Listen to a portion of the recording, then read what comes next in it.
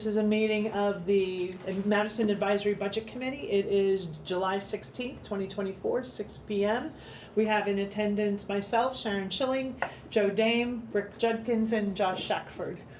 We are excusing Sarah DiMartino and temporarily Joy Gray.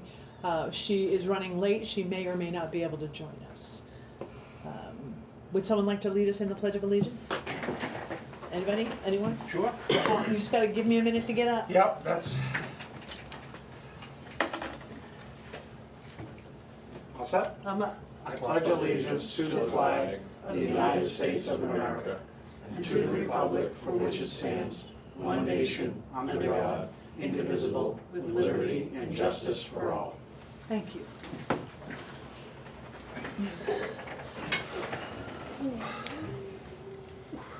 Okay. The next thing on the agenda is approval of the June 18th minutes. Since I was not at this meeting, I cannot vote on to approve or disapprove the meeting minutes. I cannot comment on the content. I can, however, comment on grammar, if there's any commas, those kinds of things. So, has anyone see any issue? I do. I have a At couple the very of first right 5.0. there, that five, Yeah. I don't know how that got there. Yeah, and then on the meeting called to order by Schilling, obviously, Yeah. that would be Dame. Yeah. That was quite exciting, leaving me in charge Yeah. without adult supervision. I'm just It's not like I planned it.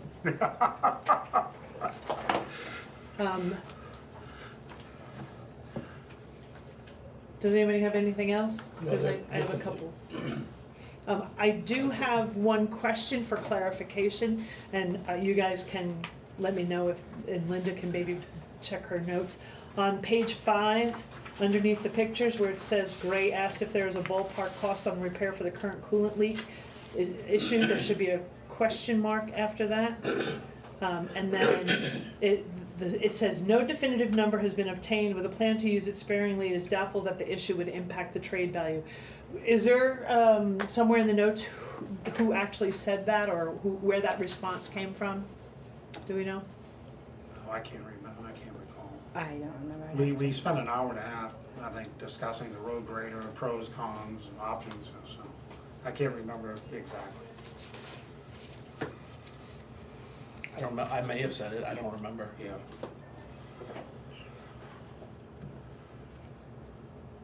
I guess the trade-in will answer that question. Yeah, and I'm not worried about answering the question, because the way the sentence is written, it looks like Joy Gray said all of that. Oh. And I don't know if she did.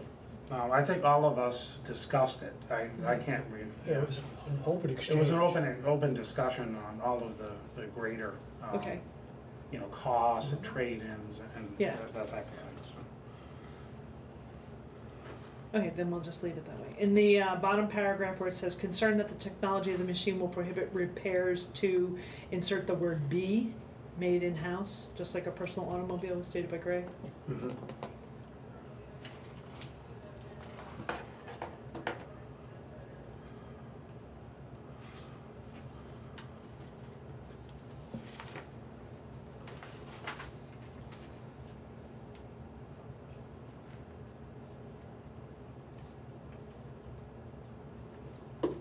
Anyone have anything else? I'll move to approve. Ooh, I just have one more. Okay. I actually have a question. No, go ahead, that- yeah, that's fine. I have a question for, in other business, the second line down, it says Dame has spoke with Schilling, it should be spoken. Oh, yeah,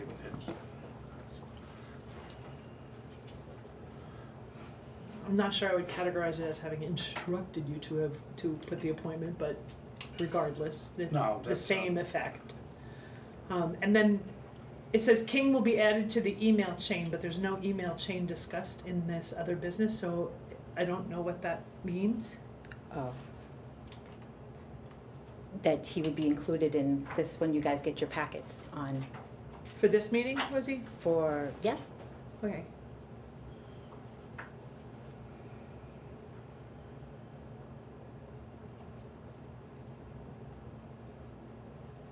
Email the committee, maybe we should, committee email chain. Insert the word committee added to the committee email chain. That makes it a little more clear. Mm-hmm.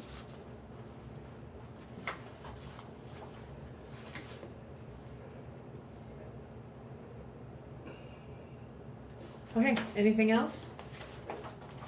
Anyone else? No? All right, I'll entertain a motion to approve them as amended. Motion's on the floor. Seconded. All right, there we go. Approve minutes. Judkins. Shackford, second.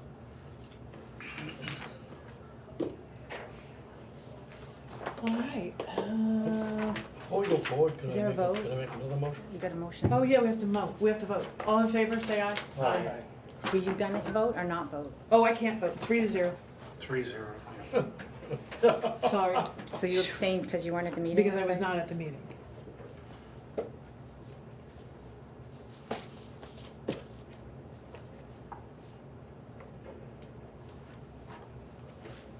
I'll make a suggestion, and if I can't get the suggestion, I'll make a motion. How's that? Oh, okay. I would ask that we pause the agenda at this point and go to other business number 9 and make a decision on Mr. King. So if he's going to be a part of us, he's in the email chain, he's been to a couple of meetings, he's up to speed on what's going on. I'd like to see him sitting here with us tonight, participating. So that's my suggestion or request. It is up to the chairman and the board, or the committee, we can take these items in any order that we see fit. So if we want to move something to above the public comments to the selectmen, which is item number 4, if we want to move 9 up to 4, So moved. all in favor? I don't know that we have to vote, I think we can just do it, but, Yeah. okay, we will take this piece. Mr. King, you Yep. have requested to be a part of this committee. Yeah, Can you tell me a little bit more about your background than what was on that sheet?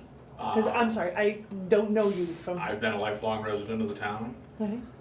For 50, I hate to say it, 50 years for all that. I'm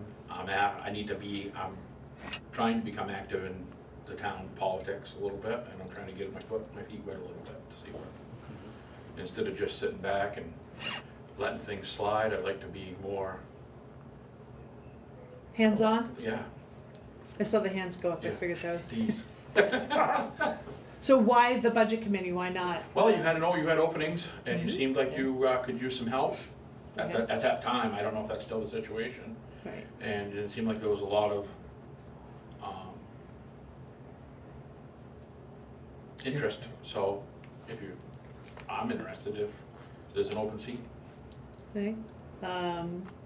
Two other things, can you explain a little bit about your background with budgeting? I know you have your own company? Yep, basically that's what I have, that's my own, we have our own company, and we run a pretty tight leash on it. And that's basically other than that, I've managed 50 years without going backwards, so, too far anyway. Okay, And I have some common sense, you can't spend it twice.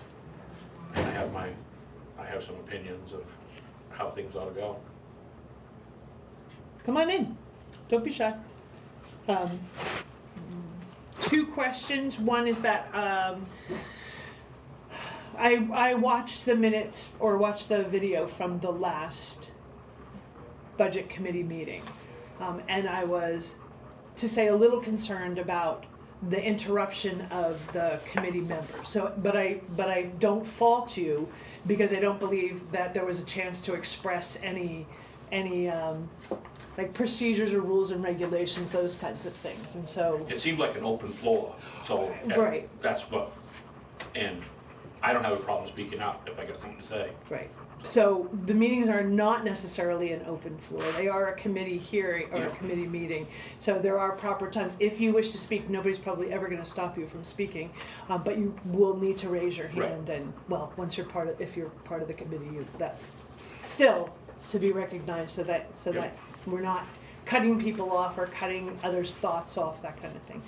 Some professional courtesy to each other. Correct. Yeah. And then the other, well, not one of the last questions, one of the questions I have is that, I will go, for every person, I go to look to see if they're on Facebook, and I look to see if they're on social media and where that all stands. And I noticed that on the 22nd of May, there was a post by you in the town of Madison regarding the grader, Yep. regarding that information. Can I ask where you got that information from? Just living here, I know what goes on around here. Okay, well, it seemed a little fairly specific as to what that information was, and so I just was wondering if you have connections or relationships with individuals, not necessarily just in the DPW, but that's where the grader resides, but within the rest of the town, where you might be privy to information that the. 'Cause- I've done dirt work my whole life, I know what Okay.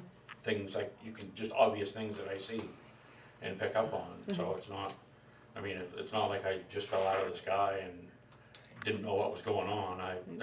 Obviously, I talk with people, and we're having problems with the grader, I supported the grader. It just seemed you had information before the Board of Selectmen even had it, so I was just wondering where that might have come from, but. Just common speak in town.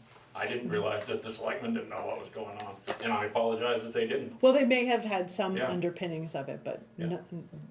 based on the public meetings. I consider myself very well educated in what goes on around here. Oh, excellent. So, okay, anybody else have any questions? No?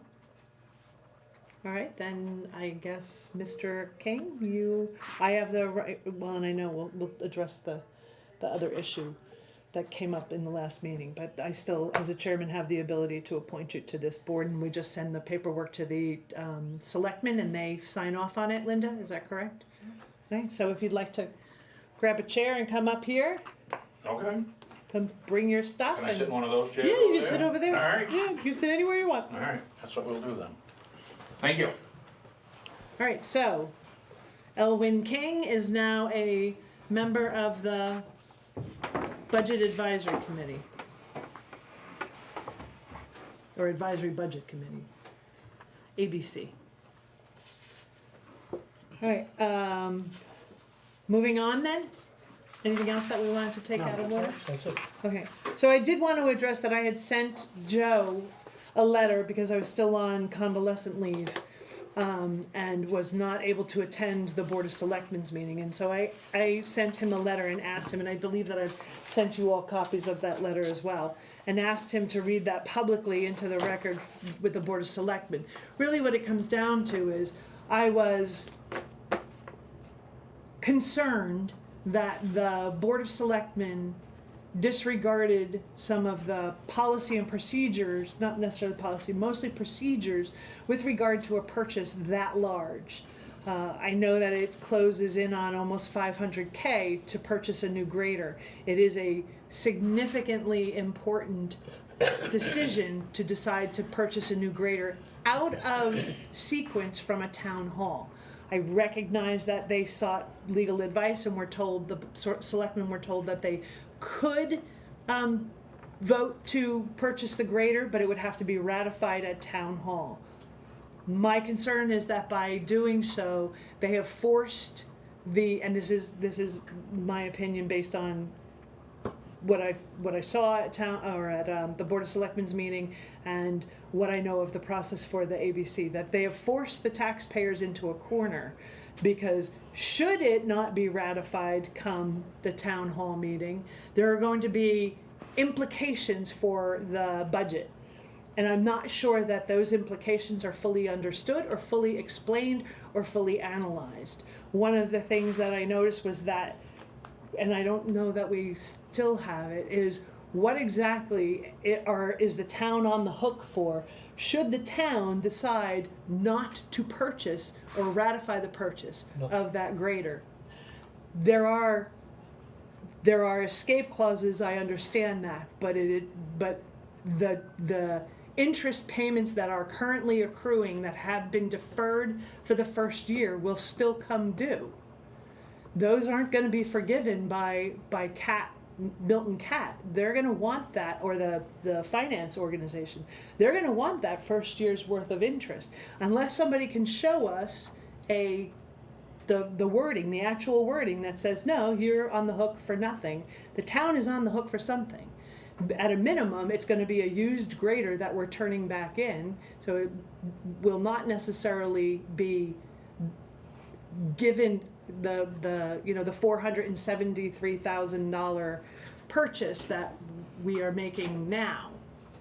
I know that the grader is now off the assembly line and is in Brazil, I think, It was made in Brazil. Oh, it was made in being Brazil? shipped to Baltimore. being shipped to Baltimore. Yeah. And they, thank goodness they've cleared the bridge, so it'll get out.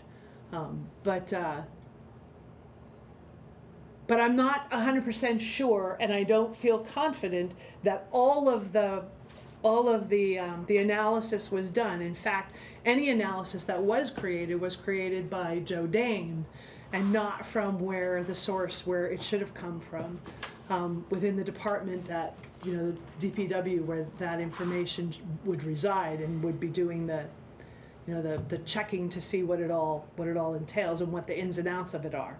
Additionally, I have seen nothing that indicated to the town as to why the upgrade from a 120 to a 140. It may be in there somewhere, but it's not clear. And for the taxpayer to make an informed decision, I think come March, when we have town meeting, there should be some information in there that indicates why we chose to buy a 140, which is a much more complicated machine. It's also much more robust and much more capable.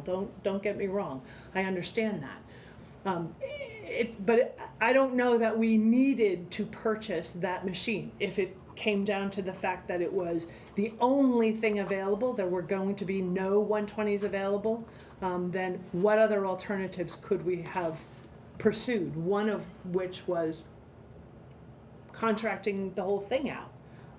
I don't know that there was enough robust enough analysis and discussion about those things, and it made me uncomfortable that the selectmen chose not to pay attention to really any of those based on what I saw in the meeting. So, Rick, you had a comment? My comment is that you talk about having a downgrading the grader from what we're purchasing down to 140, for the 140, 120. It's a- We currently have a 120. We have a 120 now. 120. Yeah. And they're buying a 140. My understanding, and I considered all these things in your letter, we don't have a grader. The one we have is we're pouring a lot of taxpayer money into, and every 20 miles, when it's out, 20 minutes, in fact, Right. it breaks down again, and there's a Correct. few more $1,000. So we're taking good taxpayer money and flushing it, and in the end, we have nothing.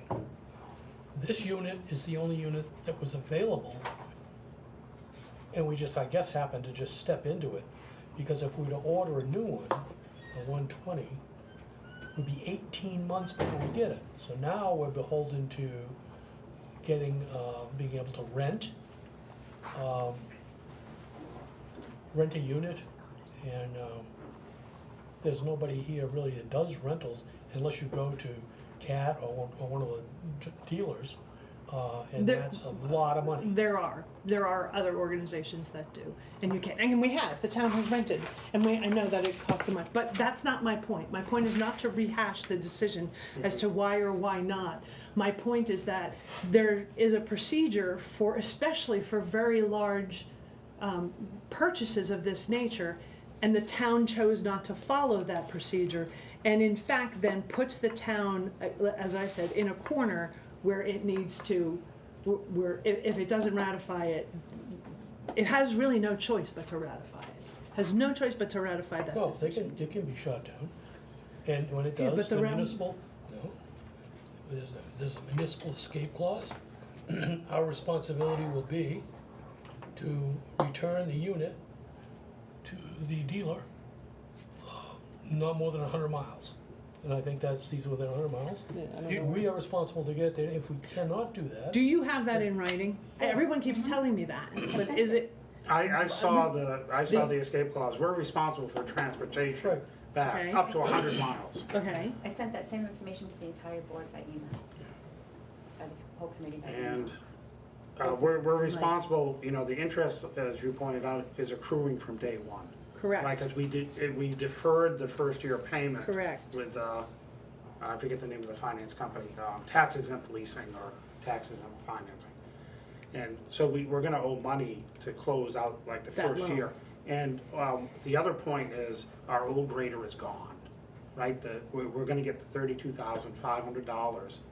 So if that grader goes back to Milton Cat in March, we have nothing, we don't have a grader, right? We're back to where We're we, back to basically looking for where a we grader, are right? To buy, lease, Or whatever. do whatever you want, yeah. Yeah, Right. yeah. well, anyway, Yeah. I just wanted to explain why I sent that letter, and again, not to rehash the decision of the Board of Selectmen have spoken. They are perfectly within their right to vote on it, and they signed the paperwork. I will tell you that hi, grab a chair, come on in. Had I been here, I would have voted against that. I would have voted to have more information, and I recognize they were under the gun to make a decision, they only had 45 days, but I believe that that decision was made long before the June whatever meeting was held, so, okay. But your letter was presented at the Board of Selectmen meeting? Yes, thank you. Okay. Yeah, and again, I watched as you were presenting it, and I know that there was a question from Selectman Price, and I will talk with him one-on-one about what it is that he was concerned about or what his issue was, because I didn't understand. I didn't understand what he was inferring, so. May I ask a couple questions about your statement? Sure. At the bottom of the first page, just about the very last line, you say, as a result, the ABC made no recommendation to the town regarding this purchase due to a significant lack of information. Correct, that's incorrect. It is incorrect. Yes, because but I the was completely ABC unaware that they had made a decision and voted, which I would have requested if I were here, that you abstain from that vote, because you have an intrinsic stake in a new grader. So, What's my intrinsic stake? you're the head of DPW, you're the department head. I understand that, but I don't. You're Why- I voting also on live something here. you recommended. Yeah. You- Well, I guess in the future, reference the abstentions, I know that it's the law that I'll decide if I'm gonna abstain or not. And on I'm that, free to and then you recommend that can- you do. yeah. And we can discuss it, absolutely. But I would have at that point asked that you abstain from that particular vote. Still would have passed 4-0, or if I were here, 5-0 potentially, or 4-1 or 4-1-1, regardless. But, yeah, I was not aware that they actually had taken a vote until I got the meeting minutes, so, yeah, that was out of error, out of my not knowing. Based on my discussions and my conversations, I was under the impression that that the ABC was still waiting for information to come from the town regarding specifics of that grader, and that we had not made the motion and vote to do that.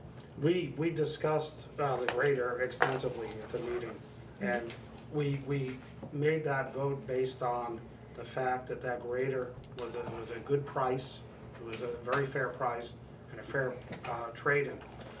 I agree, there was information we didn't know at the time, which Linda and Josh went out the following week, and then it was sent to us Friday, I believe, Linda sent it out. So I redid kind of a cost analysis for the follow-on Board of Selectmen meeting, based on the additional information that we received. So, Can I make another comment? On the second page, at the top there, I think it's the second sentence, it says, the ABC questions the due diligence of monetary discussions made by the selectmen regarding Decisions. this purchase. monetary decisions. Decisions made by the selectmen regarding this purchase. Yeah, When did that happen? during the meeting. During the ABC But they- meeting, that whole conversation was about expediency, the need to move fast, let's get this grader, here's the options, here's You know, the, you're saying that they questioned the due diligence of of the selectmen's decision, is essentially what that says. I don't recall them doing that at that meeting. The ABC questioned the due diligence of monetary decisions made by the selectmen regarding this purchase. yes. When did the ABC do that? So you're telling me that everything that I read and all the discussions I have, the ABC did not question buying a $500 or $473,000 machine And That's different than due diligence. Due diligence is, that means that they question their methods. their methods, but I Right. don't recall the ABC Because they're- questioning their methods. Well, So I was there, I'm joint selectman and joint ABC, right? No, it was absolutely questioned whether or not, we had really looked into renting a grader. Whether or not we had done our due diligence in terms of how frequently Options. did we need one, how much would it cost to rent one for the times that we would need it, what was the availability, there were lots of questions. Sure, there were lots of questions, but I think this is specifically speaking to the fact that the selectmen didn't do what they needed to do. And I don't recall that coming up at the meeting, is what I'm saying. There was a lot of question about renting, and but those were all at the, we all agreed you could rent a grader. The problem was that renting a grader, we would not have the attachment for the plow for the winter use, and it's almost as important, excuse me, as grading the roads. So, we're talking about half the roads in the town. This whole thing is as a result of nobody paying attention years ago. We all know who it was, when it happened, many of us were there, elected not to do anything. And this is what happens when you don't have an operating capital plan and you don't have a chunk of change to throw at it. This is what we face. If we were to buy a new grader, a smaller grader new, it would be 18 months. And I don't know for sure, but I would bet that the smaller grader, 18 months from now, is gonna cost as much as this one does now. And I we're don't gonna be know that. 18 But months from that's the now. thing, we're saying we bet, we don't know. Due diligence would prove to us yes or no. Well, people in the past decided we could go another 10 to 15 years on that thing. Guess what? I recognize that, and Right. that's a subject, that's definitely a subject for discussion later on, I think, in the agenda. But again, for this particular moment and this particular issue is just the discussion regarding the letter that I asked Joe to read. And so that letter has already been read, so whether or not it's correct or not, it is the letter that went into the record. I don't know if you have a recommendation, Linda, that you're not comfortable with that sentence, but Oh, no, it's there, it'll stay Yeah. there, that's what was said, but Yeah. I just wanted to make it a point that those are my points. okay. Any further questions or discussions or points or? I have one, if I Sure. may. I would like to move forward from this and, we can try to correct the mistakes of the past and make a plan to go ahead. I mean, obviously, this has caused such an uproar over the last 20 years that I know of, that I've been here, that I hope we can move forward and we'll have a plan for the future for all. We got a lot of other ones laying out there in the Yeah. bushes waiting for us. Yeah. Yes, that's another topic for Yeah. this meeting. Yeah. Okay, so, moving on then, and I agree. I'm an advocate of say your piece and move on to the next piece or to the future plan, so that we don't repeat the errors of our past, so. Moving on then. Mr. Dempster, you have something that you'd like to discuss with the Dempster Revenue Opportunity? Yeah, you should have a summary that I sent in, and there was an article in the Was paper. not in our, was that in our packages? Didn't see it. Yeah, this letter from Linda, or email, sorry. Oh, yeah, Yeah, the and it email, has sorry. Mr. Dempster's summary comments on it. Yes, okay. Yeah, for whatever it's worth, the article was in the Connery Daily Sun. My only responses, I'm just gonna quote from that famous 20th century philosopher, Yogi Berra. I only said half of what I said. Take it with a grain of salt, it's in there. Anyway, I appreciate the opportunity. Some of the information that I'm going to speak on, pardon bits of it, were brought out at the Selectmen's meeting on Tuesday. That was, Kathy Cordell was supposed to attend. I said I'd do the short straw, and I presented on her behalf. Her elderly father was sick. But anyway, we have a unique one-time opportunity which has presented itself that will offer potential revenue to the town and hopefully some form of taxpayer relief.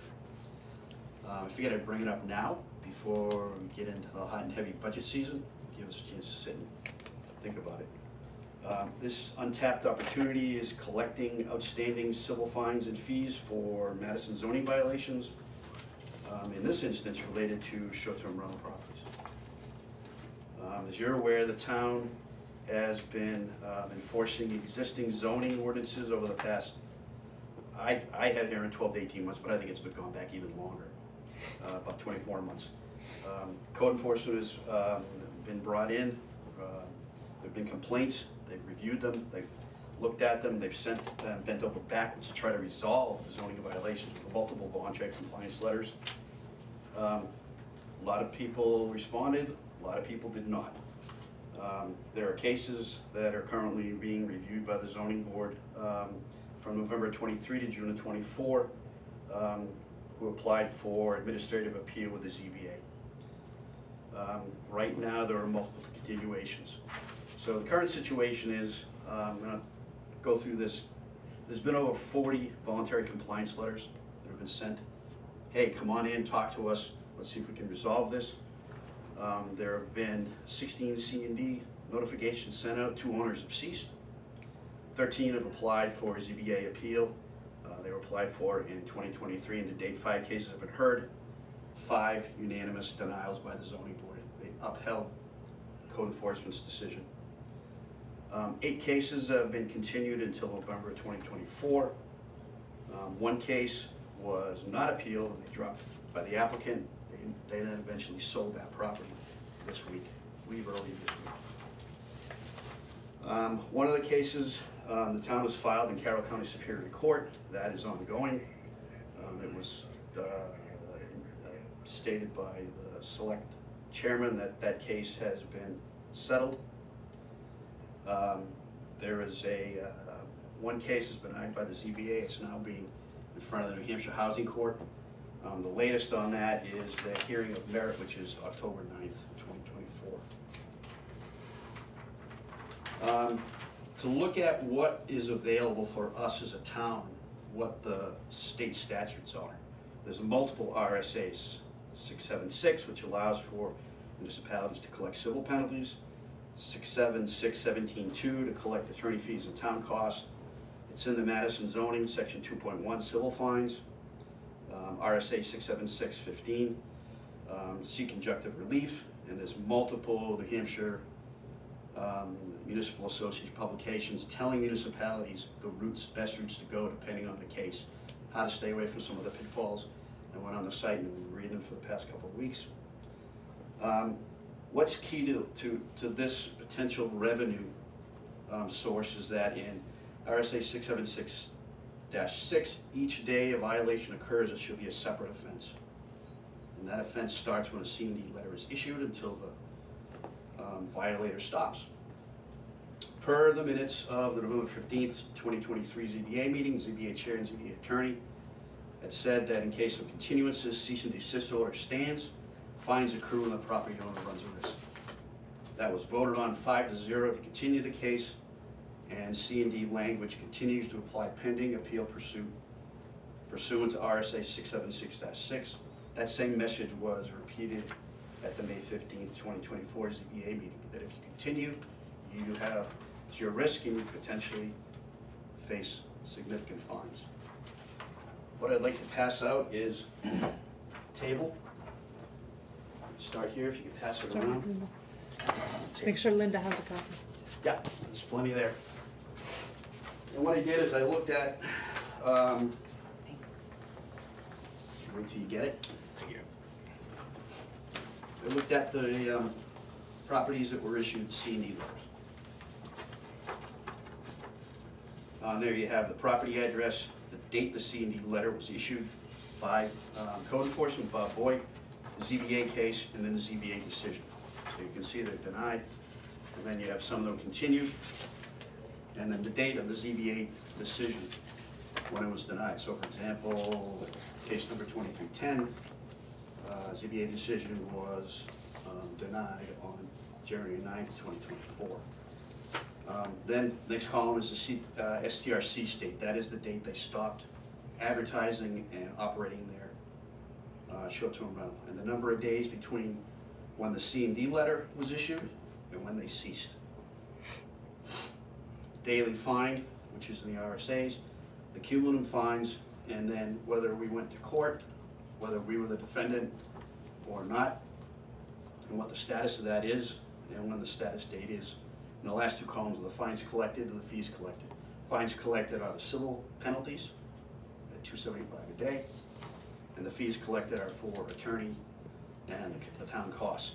On the first case, 2310, the fees collected, I had a zero there, but I went back and read Mr. Johnson's interview, Cordell Johnson's interview in the Conway Daily Sun. I'm going to go after fees and costs of the town, and at the selectmen meeting, Chairman Price indicated that it cost nothing. So I'm assuming that they paid, he being the defendant, paid for the fees, court fees. If you look at what the cumulative fines are as of today, go down to the bottom, there is a potential pot there, about, right now, $888,000. That's significant. My opinion is that we should be looking to go after that. It's a potential source of revenue for the town. There's all kinds of RSAs available and state statutes that allow us to do that. There are potential roadblocks. I'm not saying it's a piece of cake and a cakewalk. It's not. It's never a cakewalk. You could have code enforcement continuing to forgive the fines and fees. There's one. The court cases that are in the housing court are not favorable to Madison. They could, housing court could overturn it. That's simple. Then it just blows everything up. Superior Court judge could severely limit the fines and fees awarded.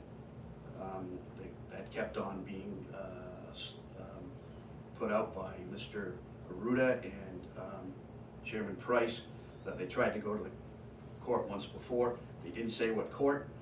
My guess is, and I'm only guessing here without knowing because I couldn't find that information, that it was a district court. District courts tend not to award towns for fines, civil fines. I'll clear that up. It was Carroll County Superior. It was Carroll County Superior Court, okay. So, the property is sold without recourse. There is a here, case 2312, which was sold. There's another one for sale, which is case 2324. That one is currently on the market right now. And they've got accrued, as of today, of about $64,000. So that could be sold and we don't have any recourse at all. And then finally, something that when I was in the corporate world we did, and I did quite regularly, I managed the entire division of North America for a European conglomerate, and that is anytime we ran into, in the construction industry, chargebacks. You get contractors, hey, the product's not good, it's failing, they charge us back. We'd run a cost analysis. We would do cost-benefit analysis to look at whether we were going to take somebody to court, and what the outcome would be, and what the chances of winning and the chances of losing are. If the cost-benefit is high, that is our cost and what we get for a benefit is high, that's a roadblock. And that's exactly what I believe Chairman Price and Selectman Aruda are talking about. That's in a nutshell. There's a lot there. Many of you are probably aware I've spent a lot of time on this in the past almost 3 years. Can I ask what it is that you are looking for from this committee? I guess what I'm looking for is, the budget committee takes care of the budget. You handle the money for the town, and I'm looking for, as an advisory committee, some advice on what to do. If the committee thinks I'm just spitting in the wind, fine. If the committee thinks that it's worth going after for the townsfolk, then I can pursue this, and I would pursue it just to go further. There's multiple avenues. I don't think we've as a town, I don't think we've looked at those avenues. I think my own opinion is the selectmen hired their current attorney based on experience with short-term rentals, and he seems to be in the bullpen now. So I'm not quite sure what that situation is. I would think you want to put your starting all-star in the front lineup in baseball talk. So you see where I am right now. I'm just looking for some guidance and some advice. Okay. And I do know that you went to the selectmen and discussed this same issue with them.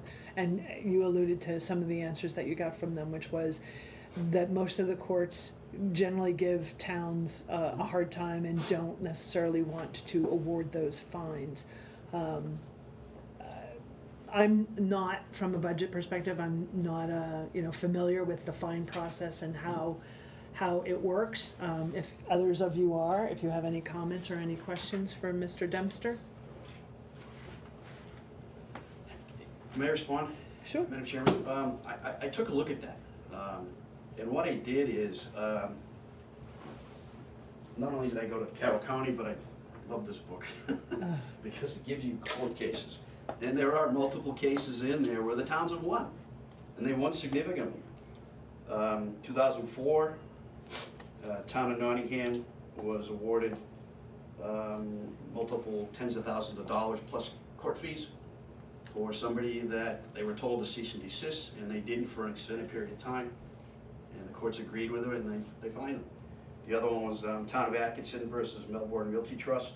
They stated that based on the information that was provided to the court, they were in the right to fine them for the full 200 days. So there are cases that the towns have won. I haven't found them all. But, I'm retired and have plenty of time to take a look it up between fishing and other things, but it's not, I don't think we've fully pursued this. And I think it's significant enough there to take a look at it and give it another look. It would be the selectmen's responsibility to take a look at it. And we do have a selectmen's rep on the board. I don't know if she's willing to discuss this with the other selectmen and see if all avenues have been exhausted, or if there's opportunity for re-looking at anything that deals with how we assess fines, how we pursue fines, that entire purview resides, if I'm not mistaken, within the selectmen's responsibilities, and unfortunately not the advisory budget committees. We can, as numbers come in, and as we're told we have a revenue source, work with those, but unfortunately we can't generate them. As much as we might like to, we can't generate them. That's fine. But I appreciate your information, and go ahead, yeah. Is it your sense that we're just gonna walk away from this? That the town's just gonna walk away from, you've been in this long enough, that you should have some kind of a feeling, or you wouldn't be here. I have to be careful what I say. No, you don't. You're the public. You can say whatever you want. Really. Really? Really? That's, I've been in the code enforcement business in my oil and gas industry, and you have to have a hammer to enforce your code. And we're not using the hammer to a full extent. I think we're a little soft. I think that there's a group in town that, next town over, that has everybody in the valley scared to death with their hired gun that's been talking on our cases. So that's my own personal opinion. So can I reiterate, your perspective is that they're gun shy, and they're gun shy about pursuing any of these fines. And so do you feel that that it's gonna be the Board of Selectmen's decision to not pursue any of these fines? Yes. Okay. so the first thing I think we need to do is validate this information. This is information you've collected individually based on the ZBA, or based on like the numbers, like the daily fine and the cumulative fines and the dates of letters. That's all come from town hall? That all came from meeting minutes. Okay. That all came from public information, whether it was through various landing sites, whether it's through New Hampshire Municipal Association, whether it's through the Carroll County Judicial Court System. All that information was looked at and validated a couple times. So I didn't make any of this up. I wouldn't think that you would. You're a research guy. You don't make stuff up. So Linda, this is something that we would have to validate either with Bob, and there's a list database somewhere of letters that have been sent out and the days that have accumulated and things like this, this is something that we have internally as well? I believe Kate has copies of all of them. Linda, is that, She's, It would be me. okay. Okay, so we'd wanna obviously validate this with the internal records. This portion would be me for what's been sent out for cease and desist letters and things like that. I have a spreadsheet for that. Okay. And then we need to look at, you know, what, if they've sold, that seems, would be, very difficult to get back category, potentially, but we'd have to evaluate, you know, categorize them, what is still potential, what is whatever, so, yeah, it'll take some work, but, it's possible. And then to make sure, like you said, we're following the RSA's and that, the zoning ordinances are such that, they would hold up to counter suits or counter pursuits. My own opinion is that being involved with this, enough money talks with the short-term rental people. And the only way to get them to pay attention, we've sent them out letters and they ignored them. They were told to ignore them by the organization they belong to. And so, in my opinion, that tells me that the way to enforce this is to stick that big hammer, which is called civil fines.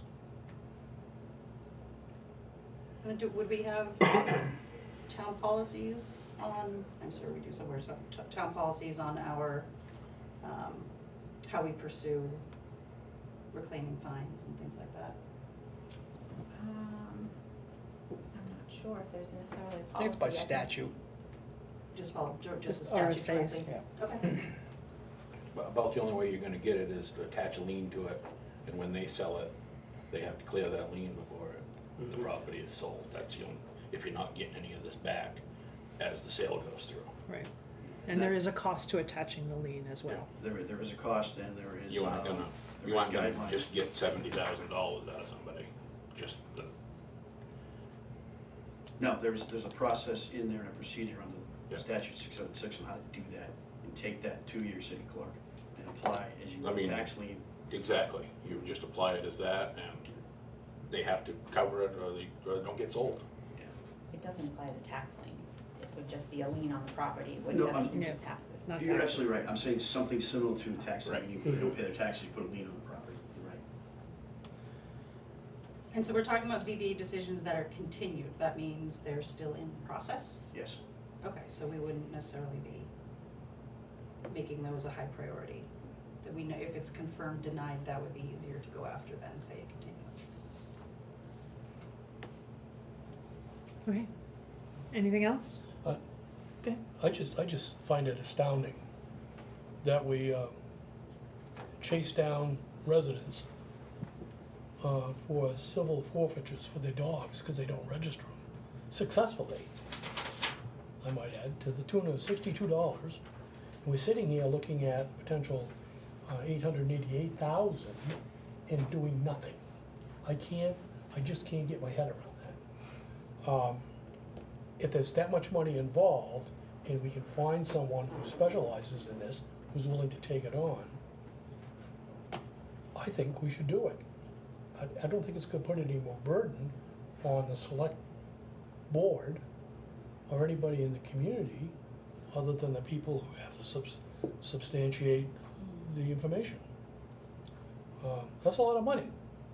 And we're sitting here literally upset over having to put $500,000 into a grader, and we got $800,000 laying in front of us. We know we might not get it all, but we certainly have an obligation to the taxpayers to do it. We have people here who came into Madison, bought property, rented it in violation of the ordinances, never lived here, and now they're selling it. They have heavy fines hanging over their head, and they're walking away. We're paying the price for that. So I think it's something that we should be aggressively pursuing. And that's just my taxpayer opinion at this point, but, and I understand, oh, go ahead. no, that's fine, let me put a little beater on it.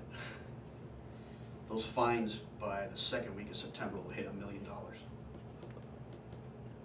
The what? They'll hit $1 million. That potential pot will be about $1 million. So it's still accruing, Yes. Still accruing, still accruing, yeah.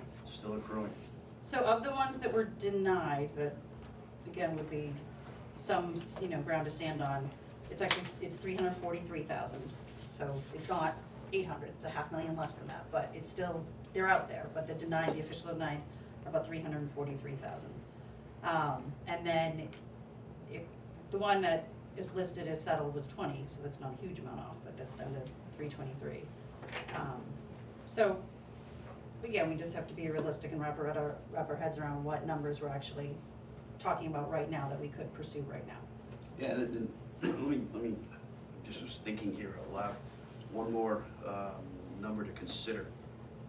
It took me a while, but I looked at the revenue these properties generated while renting during the period they were supposed to not been operating. And it's about 25% of the cumulative fines.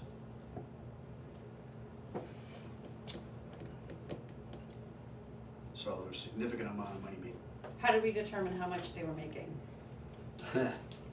First, I went to their actual site and I looked at everything on this, which drive this market reviews.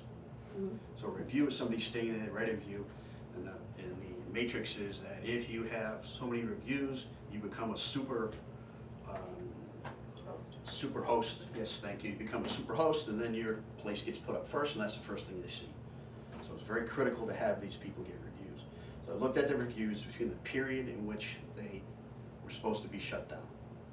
I then went and looked at what they were charging. I then went and looked at Air DNA, and I looked at the amount of money that Air DNA said they generated. I didn't believe it, but number I did look at was the stays, number of days, because it's $275 a day, so I looked at how many stays, came up with an average.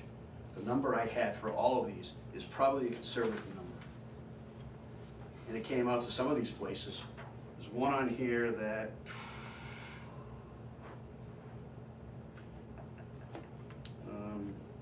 $23.25. In the period, they generated almost $60,000 revenue. That's a conservative guesstimate based on numbers and you have to make a couple of assumptions based on the numbers over there. I think it's a conservative number. They had quite a few. They probably had 25 reviews in that period, which means a lot of people are staying there. And it also depends on how much they charge. That one unit charges almost $700 a night.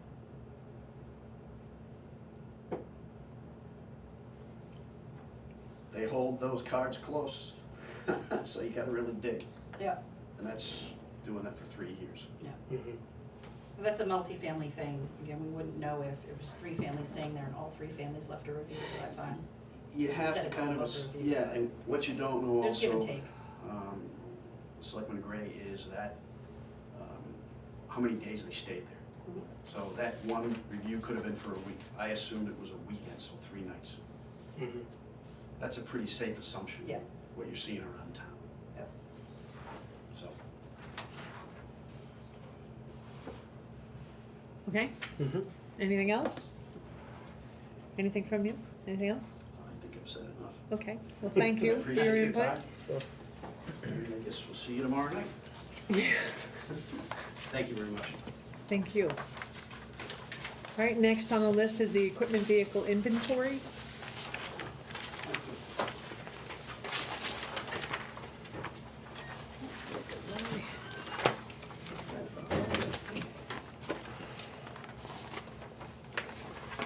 Okay, so this is just the inventory that's basically from the town report, Linda, correct? That's exactly what was in the town report. Okay, so is there no report that can be created from iWorks that would give us a level of inventory and,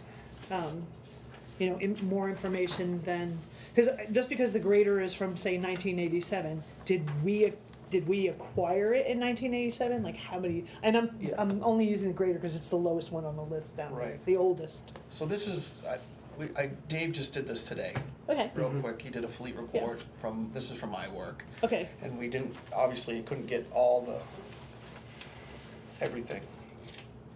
But that's even got the police and. Yeah, it has, I see fire Yeah.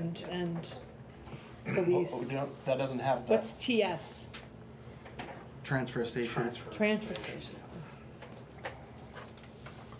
Okay, so this is ostensibly mostly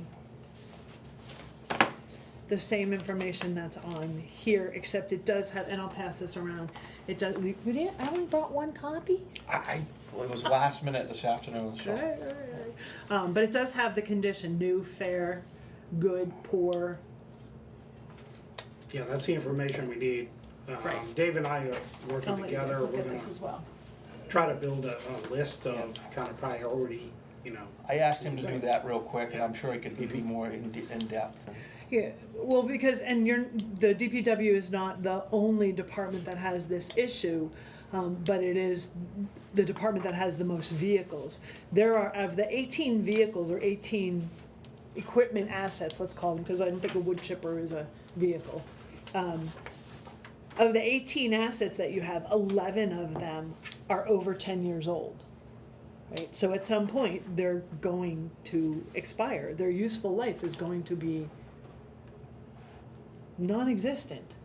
Right? So several of them are from the chipper, the sweeper, and the cat that we're replacing are all from the 1980s.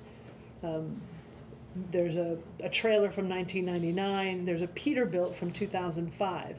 What I would like to see as we move forward is figuring out then what that obsolescence is, what we think the cost is going to be in order to replace it, and start planning.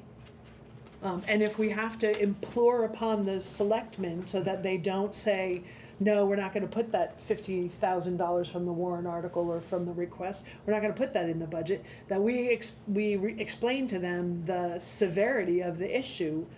Because from what I'm looking at here, and not just in the DPW, but when you look at some, a 2001 Freightliner engine in the fire department, that's 23 years old. I don't know what the usable life of a fire engine is, and I'd like to see that as one of the columns.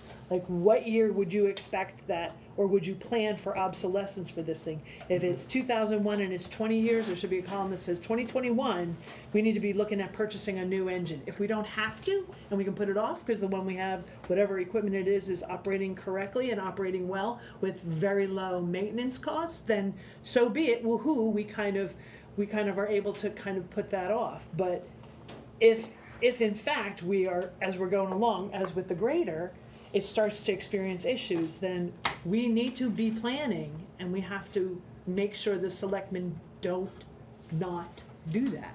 Yes, sir? I wouldn't say obsolescence, I would say replacement. And replacement, no, because that goes to condition as well as age, use, the whole bit. When do you think you're gonna have to do that? You got the same issue with air packs, you got the same thing with fire engines. Matter of fact, I remember we had a big hullabaloo about the fire engine years ago, and we put money aside and then we done, no, don't go there. But you've got a lot of stuff, but it really boils down to, you can't just simply say this is gonna last something. It really, the condition, and then the best guess, and you'd be surprised how good a best guess when you've been looking at the equipment can be. Well, And that's all you can do, really. right, and I do think that iWork helps with that. It does, but also, on his point, it all depends on who you're talking to. Some people think that you drive it till the wheels fall off. And, well, some people think that, I'm just saying, everybody has a different point in time when that becomes. That's what you did with the grader. Yeah, You don't do it that way. yeah. That's Thank why you. we ended up- That was the first subject we talked about. Yes, and Yeah. that may That's be a mess we fine, had, that yeah. may be the plan I've been for when beating to this drum replace for a it. couple of years. The plan to replace it may be when the wheels fall off. The problem is, you have to have money in the pot going back 10 years before that Oh, I know that. in order to be prepared for the day the wheels fall off. We are not prepared for the day the wheels fall off in several pieces of equipment. Yep. And the grader was just one of them. And I fear for the DPW that they're gonna be caught between a rock and a hard place with maybe $1 million to $2 million worth of purchases they have to make in the next couple of years that the town would have to make because the equipment has not been planned for replacement. And that needs to happen. Correct. Yes. I thought we had a capital plan. Do we have a capital plan? We do, but You had a CIP, I lengthened it Yep. out to 10 years last year, because I said 6 years is ridiculous. And then I said, hey, there's a lot of stuff that's not here, you need to go through department. I'm rather familiar with it, I just, department. it's a rhetorical question for me. We have a plan. Correct, One of the first things you have to do. is fund it. Well, no, it's not. Figure it out.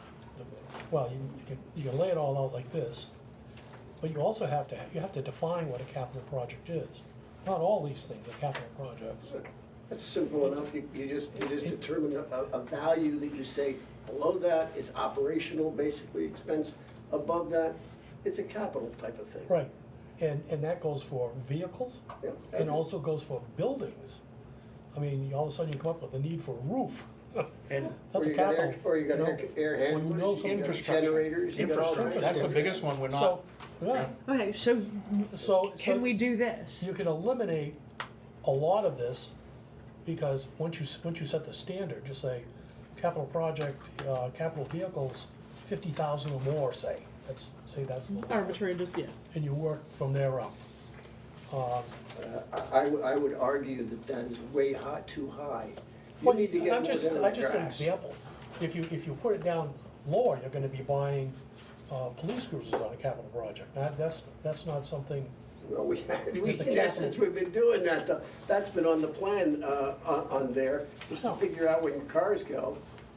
And the thing is, it's not the individual item, it's the total number of items that you anticipate that you're gonna be replacing at a particular time.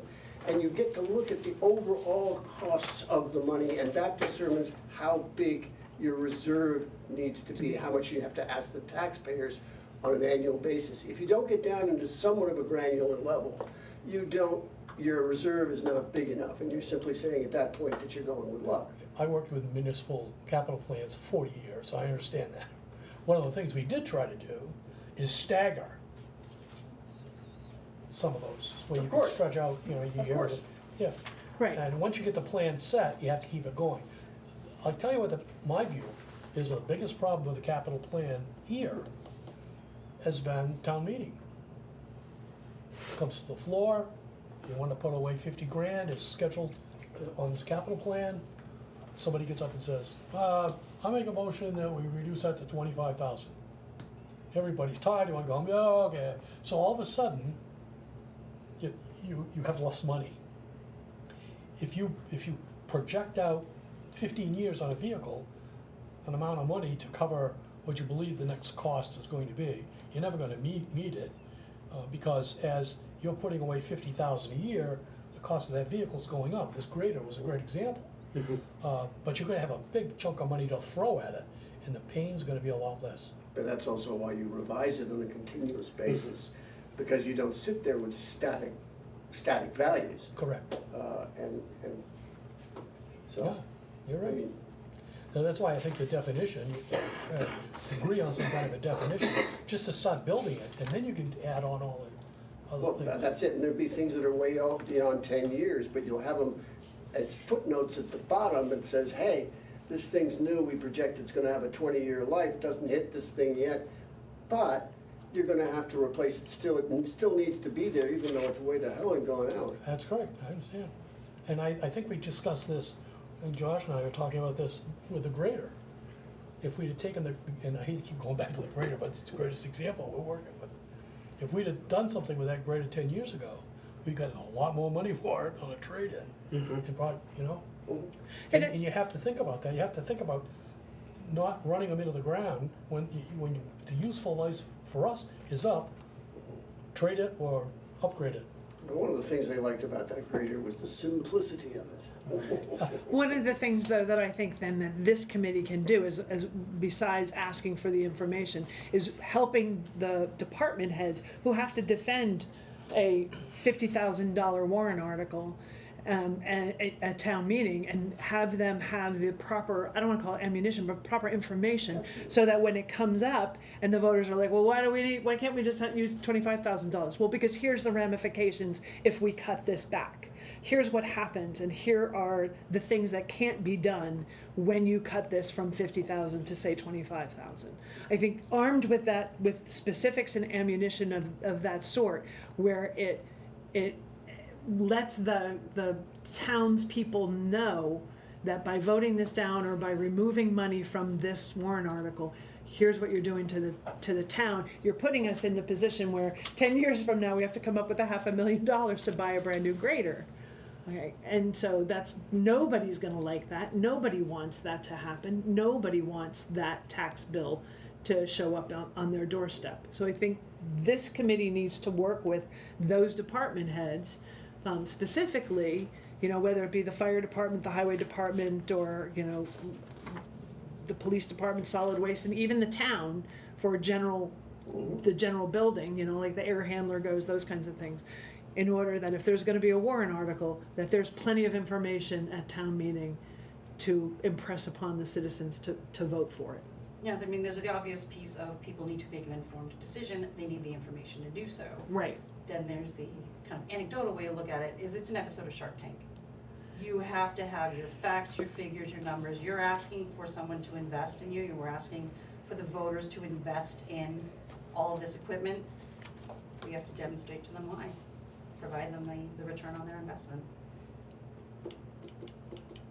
Okay. Oh, I had a copy, sorry. It's the problem they're having in Florida right now. The buildings didn't have to have, Florida law didn't require them to Reserve, set no up a reserves. reserve. Yeah. And so the members voted not to do it. They were living there and say, I'm gonna be out of here in 10 years, why do I wanna pay into a reserve? Surfside went down. Yeah, Yeah, and the then, condos. and now that's come home to roost, they have to set up the reserves. And people who are there now are gonna have to pay, even if they leave 10 years and the reserve isn't used until later on. Too bad. I didn't bring it with me. I thought I had it, the copy of the most recent capital improvement plan that we looked at. And I have the one from May, I think so it it is, was. yeah, I mean, obviously it That was has, my last one. it probably had, yeah. Enter probably. data as of date, and it has zeros in it, 24, Yeah. but this is from the May meeting, because obviously I wasn't at the June meeting, so. Yeah, so it's obviously needs to have all of this. I think one of the added to it. things we need to come up with for the 2025 budget is a number that, is it 50,000, 75,000, whatever we can justify. And I'll work with Josh and Dave, and we'll try to build a comprehensive list and look at a realistic replacement plan.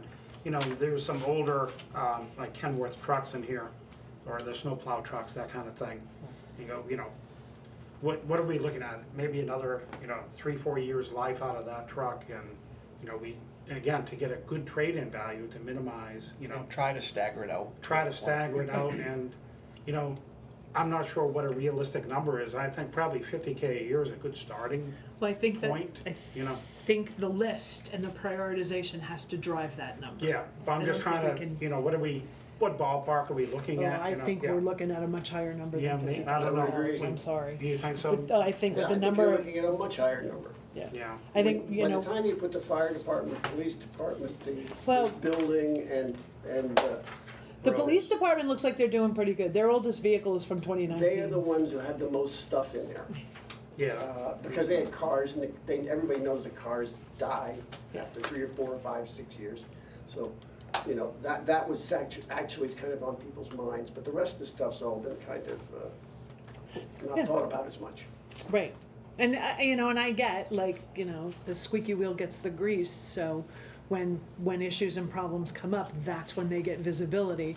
Prior to that, there isn't necessarily a whole lot of visibility on it, but that's why I think this piece and this fleet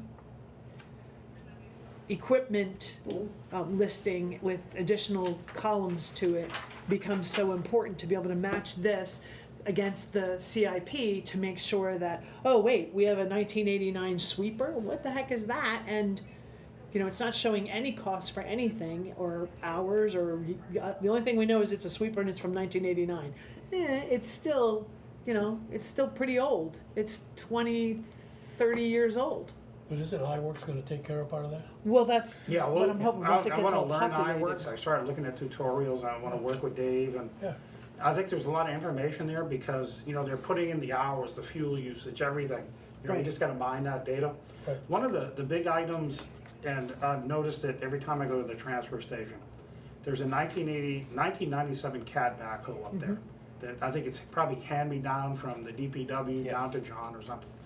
You know, it doesn't start in the winter, they have a hard time with it, you know, the Bucket doesn't hydraulics. tilt unless you Huh? push, the bucket bucket doesn't- doesn't That's what I tilt mean, unless you push. hand push it down? it's in really bad shape, but again, it's a critical piece of equipment for the transfer station. They use it, one, to clear the snow and everything, but, you know, they also use it to move the trash, compact down, you know, the dumpsters and things. And, I mean, you look and go, that thing has almost 14,500 hours on the engine. That thing's worn out. You know, it's the same as it's basically a mini version of the road grader, right? With, it's just worn out. It's an old machine that's worn out. You know, again, you know, if we can prioritize this, and my guess is, you know, the next year or two, we're gonna have to look at, you know, another grader, and I don't know if we take, you know, the one from the DPW, pass it down, get a newer grader for the backhoe, sorry. Backhoe. Yeah. They can't have Wait, it. we're not I giving got grader on my head. You know, unless you have a second one. a cat backhoe, that was Scare close, them. it's still a cat. Okay, no, but we need to, again, come up with a plan for that, because that machine at the transfer station, you know, it just seems diesel works there a lot, you know, the guys are always fixing the machine, you know, We it's. put a lot of money into that machine the last. A lot of money has gone Last into 2 it. years, Again, looks you like. know, and we're kinda heading down the same path as the. We're road putting more guy. money in it than it's worth. That's what it is, yeah, and, you know, it's time to, okay, let's look at how we're gonna replace that machine. Right. I would assume it would just revolve out of the town's up to the dump, and then the town would get a new one. Yeah. That's what I would don't know if we can think, replace yeah, the yeah. cycle, yeah. They would get the 420, would bring the 420 Right. up. And I would think that you're right, Josh, that makes sense, but I think that has to be put on paper. Yeah, So we that- need to have a plan. Assume Yes. nothing. Right, Yeah. Can so I that make there's a plan. suggestion? Just, can we, talking about the capital improvement program, wouldn't, for the budget committee portion of it, once we get a list together of our capital, you know, Put this list together. Get this list together, This- what we actually have, and then call each department head in, you know, the fire department, because I think you're gonna, you know, a new fire truck's coming up pretty quick. I mean, we got some old ones, and that's gonna be close to $500,000 probably. I don't know. They're very expensive, They're very yeah. Right. Last one was expensive. 350, I think, and that was Yeah. after we got a deal, we were thinking it was gonna be 4. Yeah, Yeah. I think it was over 5, or started Yeah, at whatever. originally, but. Don't have an ambulance But, anymore. you know, over the next few months, if we can, you know, once we get that list, we can compile the list out of, obviously out of meetings, and then come in and we'll put the numbers, what we think we need on the capital improvement plan, and sit down with each department head and see where we're going. So iWork is cloud-based. Is there only one login, or do you have multiple licenses for multiple users, or? As far as I know, the only ones that log in are Dave and Dylan. Do you know, Linda, if we pay per login, or? I don't know, but I'm pretty sure there can be several, because I have a funny feeling I have one, I just never used it. So, Yeah, we don't wanna be sharing accounts and passwords and stuff. No, we also don't wanna be making any changes in. No, Yeah, that's what I set mean, yeah, things we to don't wanna- view yeah. only. They have to be a You read only only. or something, yeah, right, Yeah. yeah. Right, Yeah, I asked Dave, and that's something that's. I don't know, I wanna Because I sit think- down with Yeah, Dave. yeah, and go if Joe through could it. have time to, you know, poke around view only and just be able to run reports, that way he doesn't always have to sit with Dave, he could be, you know, doing it from home, and not that we don't want him to hang out with Dave, but. I like hanging Loves out I with hanging trust Dave. Dave, that's awesome.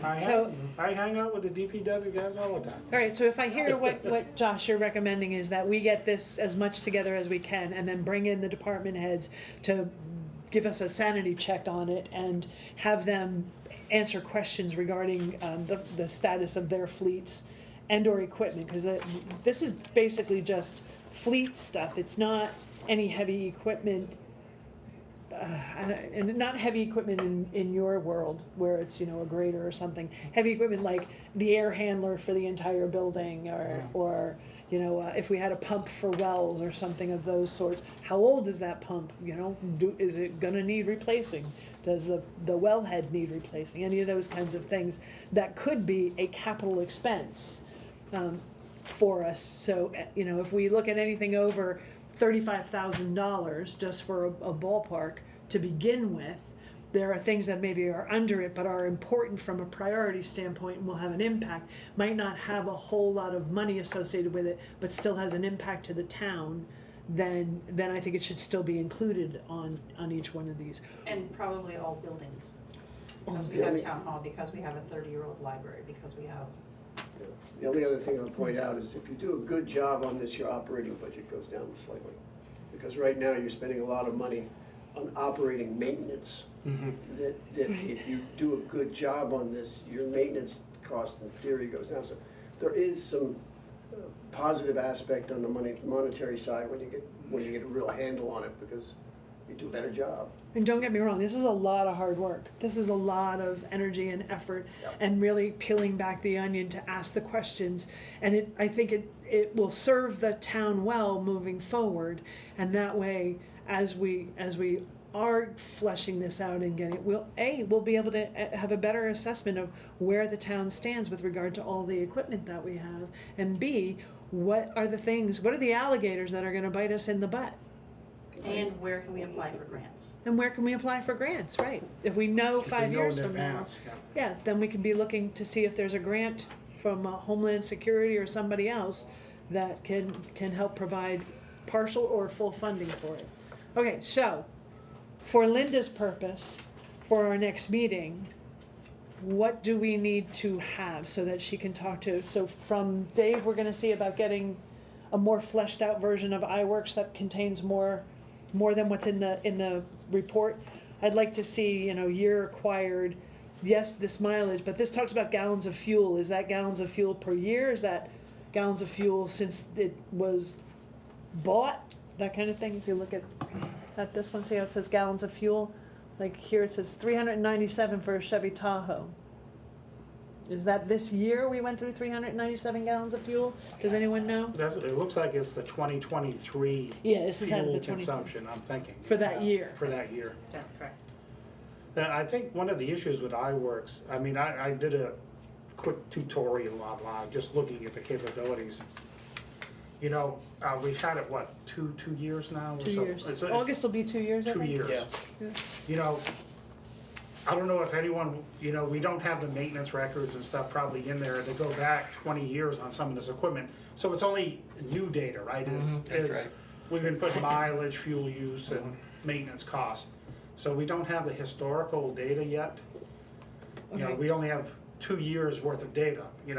I think it would be very difficult to try to go back 10, 15 years ago. Well, they're all Yeah, probably yeah. paper-based. Yeah. Your yeah. logs are all So- So we paper-based? just have to look and see whether or not it's valuable to enter it in here, because we may look and say, okay, the records are clear, it's just a quick data entry piece, somebody who does data entry can There's bang that out. nothing quick Yeah. about data entry. Yes, there is. No, You but line it up right. I think the point is that there are limitations on iWorks, right? Because Yes. we've only been using it 2 years. Yeah, we can get a 2-year good idea, and we can look, and we definitely know some of the equipment. What was on here, there was a 2005 Peterbilt, that has 285,000 miles on it, that kind of thing. I think some of this stuff will come higher up on the replacement list, or as Dave categorized it, good, fair, poor, Right. junk, let's get rid of it. So if we can categorize it the best we can like that, Yeah. based on the data we have, Yes, and I think it's gonna be a lot of input from the daily operators of that equipment as well. Right, they run the backhoe every day. They know what condition it is, and hey, what do the transmission's starting to slip or whatever in it, they know. So we need some of the data from the actual operators as well. in iWork, is it iWork or iWorks? I always think there's an X in it. IWORQ. Q, Yeah, I I work. work, yeah. Okay, so I always thought it was ORX, but regardless. Is there a comment section that the operator could feed Dave that information I'm and not say? sure, I haven't got that far into it. No, Yeah, Can we get a demo? yes. yeah, Yep. no, that's what, I wanna sit down with Dave and Yeah. just Why don't show we me how to run this Do a thing. demo too. Yeah. Can He we put wanted that to on do next one- month? Well, he was hoping he didn't want to have to come to the Board of Selectmen's meeting and, Okay. so he was kind of hoping to do one for everybody, Okay. down the If we road. can put it Talk up to on the They meet screen or every 2 something. weeks, so maybe talk to the selectmen to Yeah. see when we can get it on their schedule, and then I would invite all of us to go to that meeting to get the demo if Yeah, you're just put it up on the interested. big screen so we can all see it or I'm something. I would Yeah. encourage you, when you're trying to do this, to remember the KISS principle. Yep. Data is great. And I'm not, and you need good data from the standpoint of when you think you're going to need to replace it, which is really a call, not from data. It's much more of a call from the people, as we said, use the equipment, Yeah. and know that the, whatchamacallit's going bad, and that's gonna be huge, or that's going bad, but it's pretty simple to fix. But if you keep it, I mean, you're trying to get your hand around this thing. If you don't wanna get, I was talking earlier, you have to get down in the weeds, but you don't wanna get down in the weeds with historical data so much as you wanna get down with where we are now, where we think we're gonna be, this piece of equipment's going to be next. That's the rough cut to start out with. Now, condition is part of it, but once you get that down, then you can say, okay, if I'm gonna have to replace this, what do these things cost now? I mean, that's what it Right. leads to. So don't get too bogged down on historical data beyond what you've been able to capture in the last couple of years. As long as you know the data was and what the condition is today and what its maintenance sort of history is, that tells you just about everything you need to know and what the usage is expected to be in the future. That gives you pretty much what you need to do to make an educated guess. And then, this is the first year you're doing this. The next year you refine it a little bit more. Oh, right. Oh, yeah. Yeah, yeah. So, It gets more and more that's why I say, robust. keep your, the prize is to sort of figure out, the sooner we start this, the better off we are. How big sort of does it need, the bread box need to be this year? And you're gonna have to justify it some. It's not gonna be perfect. No. It's gonna get better. But at least you started. At which least is we more put than some money did before. aside. Because if we Yeah. don't, So I've We said my don't, piece. then- I've said my piece on you're this. leaving? Are you leaving? Are you leaving? Yeah, I'm leaving. I'm gonna have Okay. dinner. Oh, okay. Ned, would you be willing to help with that? I know you've managed a spreadsheet on the ABC for many years now. No, only for when I tried last year to say this is. I know, but you've been really good at putting a spreadsheet together. I think I Can think you you guys are help really us good. out, or can Yeah, I might you be and I able to, work but on you it? guys you've got the basics of what you need to do, and you've got the, how should I say it, you have the motivation. So, that was what we were lacking before. I mean, I'd get up here and, hey, you gotta, okay, well, now you have motivation. All right, Ned. All right. Thank you. Good night. I love being on this committee. Good night, Commander. We can find a vacancy, a seat for you. Remember, I'm serious. skiing, I'm retired, I'm old.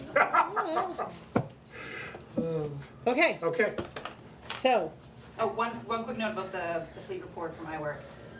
Fleet name, sometimes it's an abbreviation. If that could either like have a key somewhere or a better explanation somewhere, if there's a separate field, for example, fire 4R1. yeah, what is it? Yeah, Four engine one, what is that? Engine sorry. four or something. Yeah, when you're looking at, even in this, it says like Oh, that's the Bobcat. town four one. tank one, four engine one, four engine three, four car one. So four, I'll Is is Madison. Madison's Okay. So when designation. they're talking, so anything that, when they're talking on the radio, Okay. 4 is the number given to, So it's like one Atom 12, this is Right. four car one. So one Atom, I don't know, was that from Los Angeles? So one Atom was probably the east, Car 54. southeast side Where are of ya? LA or Right, something. okay, so that's just the town's designation Yeah. for that particular Right. vehicle, okay. No, for the It's the particular county's, town. county's. The town, In yeah. the mutual aid system, No, this Madison is- is number 4. Right, this is how we designate the Kawasaki jet ski as 4-boat-1. Yes. Yeah, because it's Madison's Right. fire department's That's what I'm boat. saying, so it's Madison's designation for that.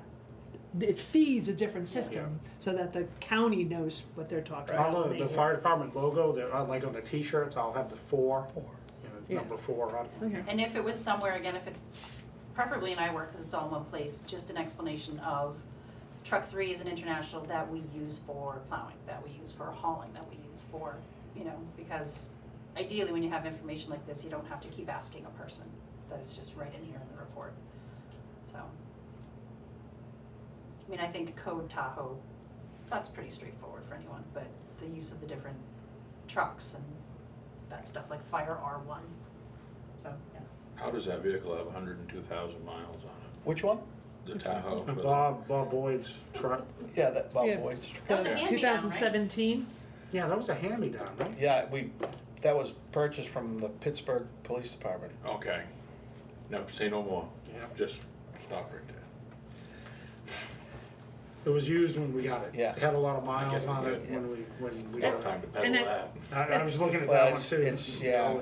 so at some point in time too, it would be nice to know that Bob Boyd didn't put 102,000 No. miles on here, he put 10. He's only had it a Last. short period of time, Oh. I think, Yeah. Yeah, I don't even know when he got 6 it, so. months-ish or Yeah. something That's like why I was saying the difference between the year of manufacture of the equipment and the year we acquired it. Right. Like, again, the 1987 grader, I don't know if we acquired it in 1987, did we acquire it in 1997, 10 years after it was built? And that makes sense. Oh, it's been here its whole life. Oh, we got it in 1987 for $80,000. Okay, well, there you go. Okay, anything else with this? No, that was good. I think hopefully we can at least get a rough number together for the 2025 budget. Right, that should help, this should help. And then when we start looking at replacements, start really understanding, like I said, the purpose of each vehicle, and the usage per purpose. Going back to our friend the grader, we use it to grade in the summer, use it to plow in the winter, how many hours do we use it for each kind of thing. Okay. Anything else with the equipment vehicle inventory before I move on to the next thing? No? Okay. I didn't give you much time to answer, so we're moving on. The drawdown, 2024 budget drawdown.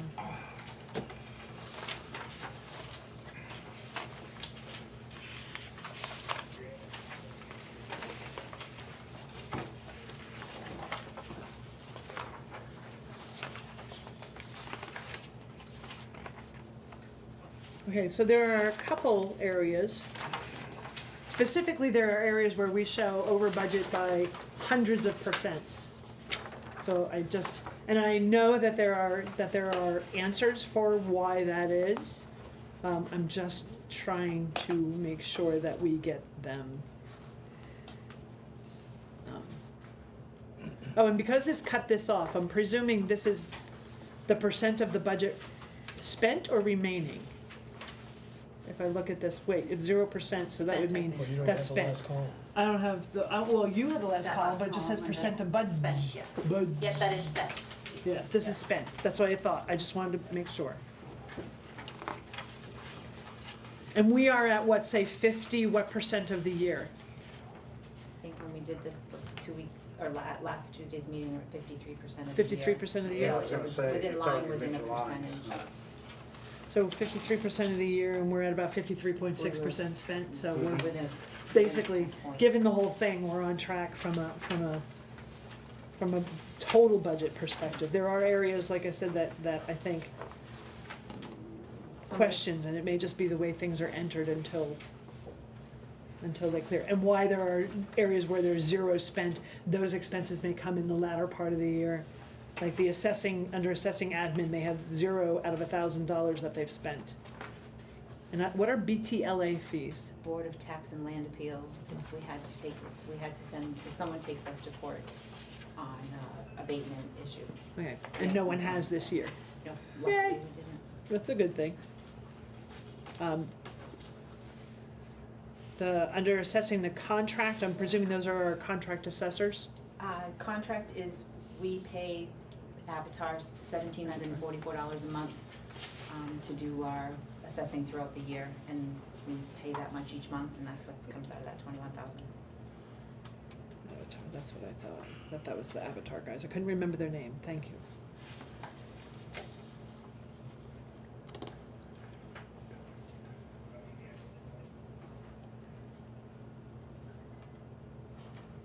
Under building inspector, where it says technology, is that technology subscriptions, is that his software, or what is that? Software. It's for his software? Building permit software.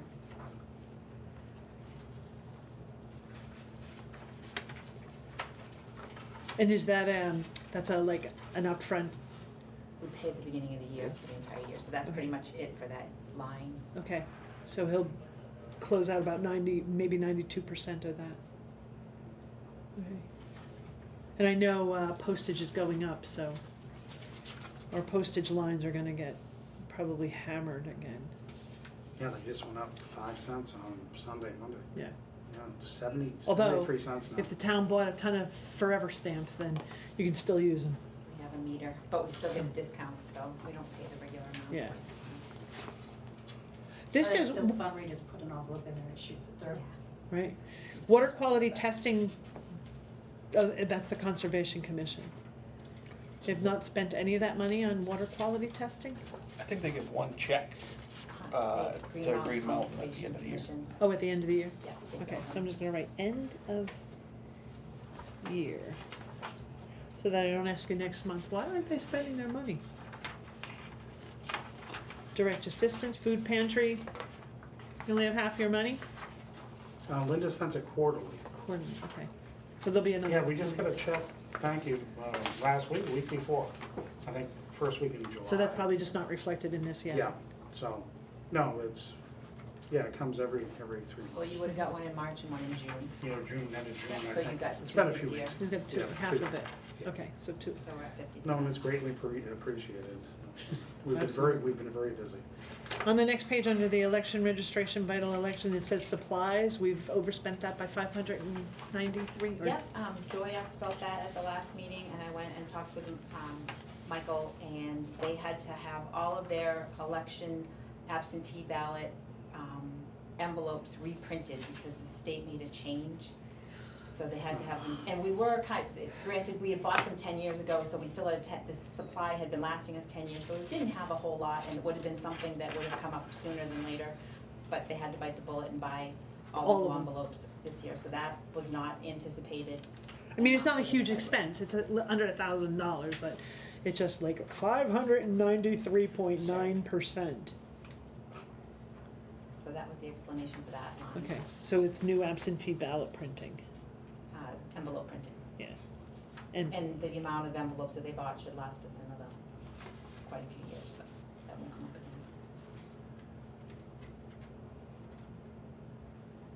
again. under emergency management, it shows a maintenance of $2,100. What maintenance does the emergency management department do? They take care of generators is Okay. part of that. You guys don't do that? The DPW don't do that? Hold on, I have something. I assume a company must come in. Yeah. Generator connection or somebody? Generator connection probably Yeah. comes That's in who to I service use. the equipment, yeah. Yeah. What is that, 4-row? We have, If you count the one at the school, so yeah, Fire that'd be alarm, and I think you four. have one here too, right? These are big generators too, Yeah. they're One expensive at the to highway maintain. department, Yeah. They're not one mine. here, Yeah. one at the lower garage, one at the school. Is the one for the school in the school's budget, or is it in our, It ought to be, if it ain't. it's in ours. where's Sarah when we need her? I guess it all falls. I under doubt it, emergency I'm sure it's management. under emergency management, I think Yeah. it's in that So budget. actually, though, no, No? that Yeah. the Come out of there, yeah. $2,100, was for, maintenance on some of the generators.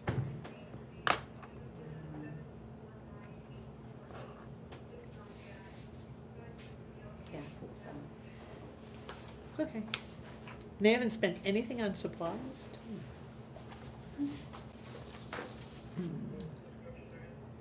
The fees and dues under executive, it's 3% over, but I'm presuming that's just a change in the dues costs. We had to buy, yes, we have to pay for QuickBooks every year, and it Yeah. increased by about $150 more than I Mhm. anticipated. Everything is more than we anticipated, Linda. Costs have gone up crazy. Is that, also the cloud-based, or is that? No, we're still desktop. Our computer guys don't recommend the cloud, so. Interesting.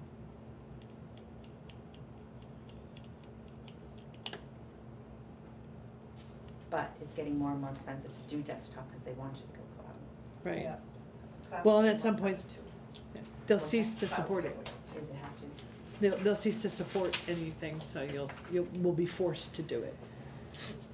The town report line, it shows the 2357 out of 2500, is that done? This was, that okay. was one I So this printed in the beginning of line the is, year. this line is spent, that's the extent of it. financial, I'm going down in financial administration, computer support. They have their, same thing, their avatar computer, programs, software. Is that for tax collecting? It's Is tax that- collect and there's clerk. They have two. Motor vehicle. Is that what it is? Yeah, so Motor so vehi- town clerk is motor vehicle Right. and then tax collector. Okay. And this says deputy town clerk, deputy tax collector, the line, I'm not concerned about the amounts. It looks like it's, appropriate for halfway through the year or whatever. But who's our deputy town clerk? Well, Becky's our collections clerk. That's her line. But we're supposed to have a deputy clerk, aren't we by law? If we have a tax collector town clerk, we're required by RSA to have a deputy. You'd have to talk to Mike. Hmm? You'd have to talk to Mike. Okay. Yeah, I believe, I'm almost 99% positive that by RSA, if we have a dual-hatted person, town, There is one, I'm just Clerk. not sure who it is, I believe. well, we have to specify who it is, right? Yeah, and I believe there's an oath upstairs, or he's always had one, it used to be Tammy Flanagan, I don't know if it still is, Who's Tammy Flanagan? the deputy town clerk. Is she an There's a employee? history to it. Okay. Because there's not one listed in the town report. When I went back to look at the town Oh. report, there's not one listed in the town report. So we should just note that if we have one, even if it's Tammy Flanagan or whoever it is, we should make sure it's in that town report.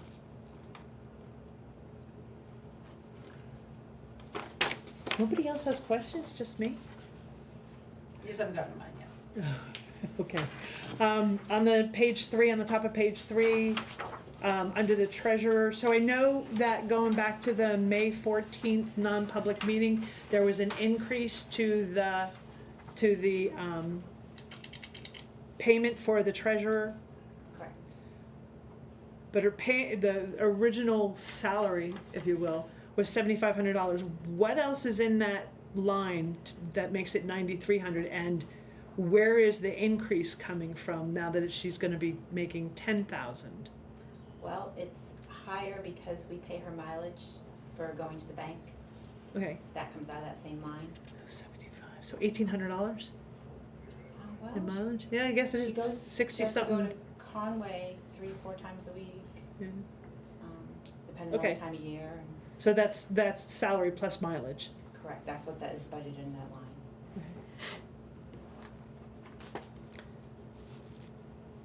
And the additional $2,500, that's now going to go into, it's gonna show up as a cost for that line. They'll overspend the line. They'll overspend the line. Let's hope they don't overspend all the other lines. And then, the auditors, is that the annual audit, or is that? That's the annual audit, yeah. They'll bill us again when they give us our final audit. So we're contracted for 13.5 this year. Okay. We just give them incremental funding. Correct, they bill We give us. them a final bill at the end, yeah, They bill us through a couple times. okay. Fire department contracted services, they're at 17% over budget. Do we know what contracted services those are?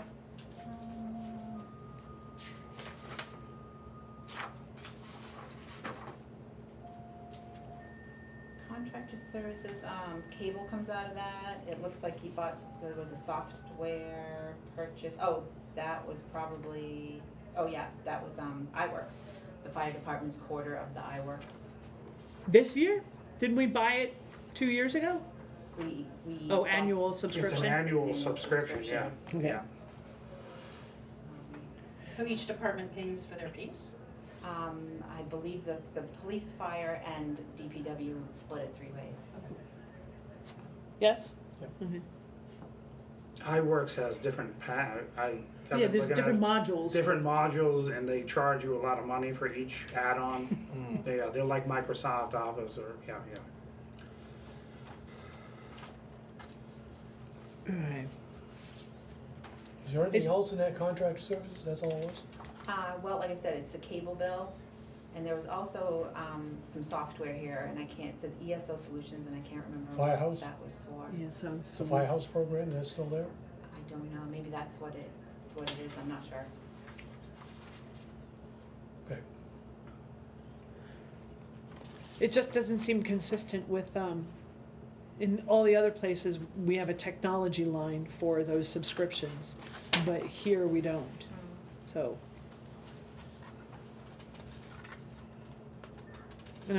Contracted services cable are so like Spectrum or whatever the C word is, what's the It's Spectrum. Spectrum? Consolidated? Consolidated, thank you. Fidium. I don't have either of them, so, Spectrum, isn't that like $9 a month or something? wouldn't that be under like a utilities line? Cable- It's comes. Internet Oh. service, Comes out they of need contract. internet service. Oh, yeah, Is that the absolutely. one, that like $9 Spectrum? That and the regular, internet one, I think. Okay, and their dues, is that something that's gonna come up at the end of the year, cause they haven't spent any of that in dry hydrants, I would expect that's not happening until September or so. Yeah, I'm not sure. Chief Brooks just put a dry hydrant in down our way. Well, it went in, DPW guys put it in last fall, so, that's what he funds. That's, Okay. yeah. Training looks good. Equipment maintenance though shows 0. I'm surprised that there isn't some sort of maintenance cost so far this year. We're halfway through the year, I would have expected there to be some level of maintenance. It's been pretty quiet, maybe. I Yeah, don't know. but still equipment needs maintenance on a regular basis. I don't know, I'm just guessing that they do their regular, pump testing and things like that, and that's done once a year. I don't know, I'm just guessing that's, Yeah, some of the air packs need to be tested, I think, once a year or something, I think he takes that out of the next equipment testing line for the air. yeah. Oh, okay. Yeah, that's the other one, they haven't spent any of that either. Yeah, like Eversource, their electricity has a separate line. General maintenance, heat, okay, the other ones that were 0 coming. Reimburse the members, I know happens at the end of the year, so that'll still show 0 up until they go through the year.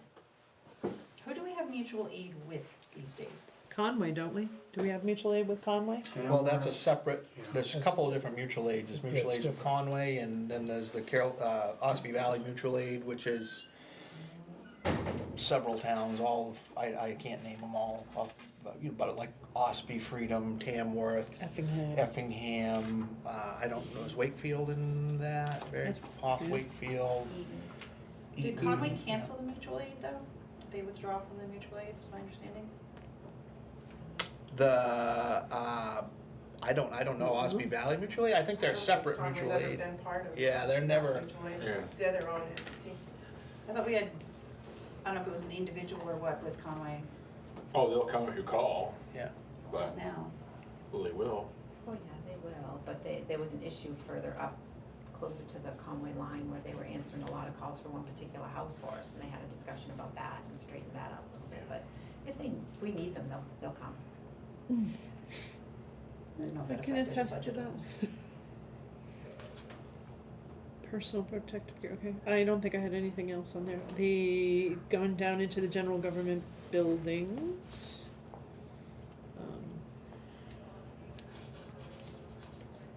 Town projects, 143%. So that's kind of a catch-all line. That's what I'm thinking. Because there's $32,834 that's going to be put back into that line when we get the money out of the expendable trust funds for taking care of the ball field and the groundwater issues. So we don't spend money we don't write a check out of the expendable trust funds. Correct.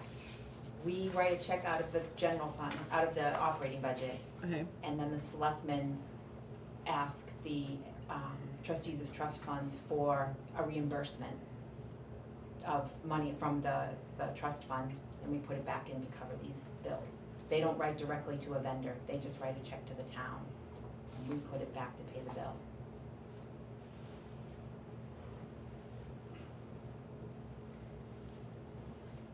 What are you wondering? I'm just wondering why. why can't they just write instead of doing this accounting jumble, why can't the trustees of the trust funds write a check directly to the vendor once the bill has been sort of voted on and approved, and you hand the invoice to them? Well, any bills that the town pays has to be paid out of the operating Right. budget. That's how, that's, That's the only place we That's can the spend money accountability. from. So, to write a check, it has to come from a line. From the town to write the check correctly. Correct. Yes, that's not what I'm asking. What I'm asking is why can't the trustees write a check from the trust fund? They have the authority to do that. To reimburse the town, to reimburse. That's the only thing they're allowed to write a check for, is to reimburse the town? From what I understand, the selectmen request the money from the trustees to reimburse the general fund of the operating budget. Right, I know that's how that operates now, but I'm just, Well, I don't know them now, it's Yeah, always done that, as right. far as I know. just wondering if there's a better way to do that, direct, so it's not, Well, I suppose that would be coming out of a totally different account. If they wrote the check directly and paid off a bill, we wouldn't have any record of it as an expense, I guess. no, but they would. It would be in their accounting, it would be in there, and it would be visible there, but regardless. So when we do that, is there any notation other than what's in your notes that says, we're overspent here 12,000 because there's a $32,000 chunk of this, that was the ball fields from a trust fund that's gonna be reimbursed to us? Well, in QuickBooks, in the memo line, we usually write to be reimbursed by, and Whatever trust fund it is. ETF in there, so we know, and we keep really good records about what gets reimbursed, and so the Okay. selectmen can request it intelligently from them. Okay, And it'll be rectified before the end of the year. We just don't bother them every month. I wait till No, it makes it till you have a worthwhile couple of to- them or something that has to be done. Okay, Does Jordan enter the deposits into QuickBooks? Nope, Kate and I do. I work, there we go. When do they hit the books, after she officially deposits, or? Well, yeah, when she makes the deposit, she gives us a copy of what got deposited. The receipt, yeah, the bank receipt. Well, more the paperwork that came from the tax collector, Like the rec? Like the fees Right, that yep, come so in? she would give us the paperwork that came with that, and that's when we go into QuickBooks and put it where it's supposed to be.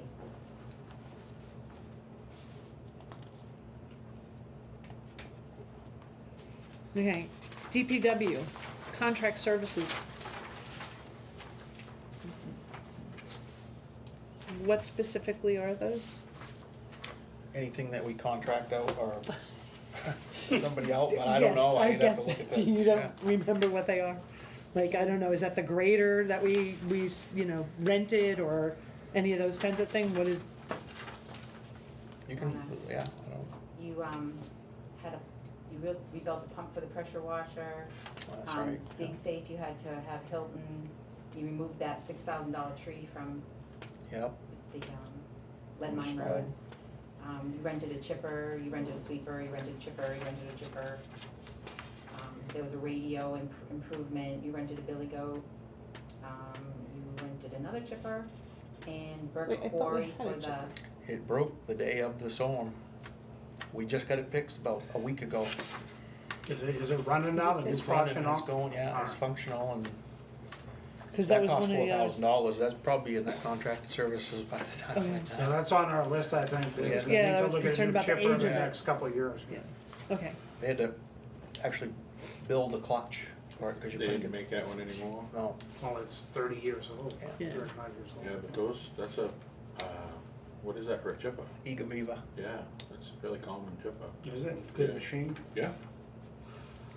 you've had no expenses for culverts? What's I know you killed us had a lot is lack of maintenance. What's that? What's killed us is lack of maintenance. Yeah, You're getting- on the culverts, yeah, we probably have had culverts, and we have purchased culverts and put them in on, Mooney Hill. I think Yeah. I maybe have taken that out of the warrant article, but I might, yeah, Okay, for Mooney Hill specifically. So I may take that out of the warrant article and put that in the culvert line, but, well, if you don't need to, if it's in the warrant article and you need to Yeah. spend the warrant article, spend the warrant Yeah. article. And there's a personnel line. I think that's for reimbursements for, is that, Well, you have to do your drug testing and Oh, okay. DOT, that Sorry. kind of stuff. medical exams and things Yeah. like that? Oh, for the CDL For the license, CDL they and need the- a physical And and the everything. employment drug Yeah. screening and, Okay. Actually, drug testing comes, sorry, I said, the drug testing is when they have to get their, physical to have their license.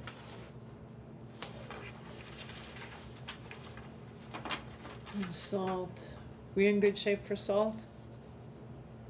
Cause that season's coming. yeah, and we have hardly any, we don't have much out there. We'll have to get some, but I won't buy it until we're up close. It'll be cheaper than Yeah. Has the Maybe. price gone way up on? In the last few road salt? years, it's Yeah. gone almost doubled. Wow, But- okay. Are we using the brine truck instead? Instead of salt? Yeah. No.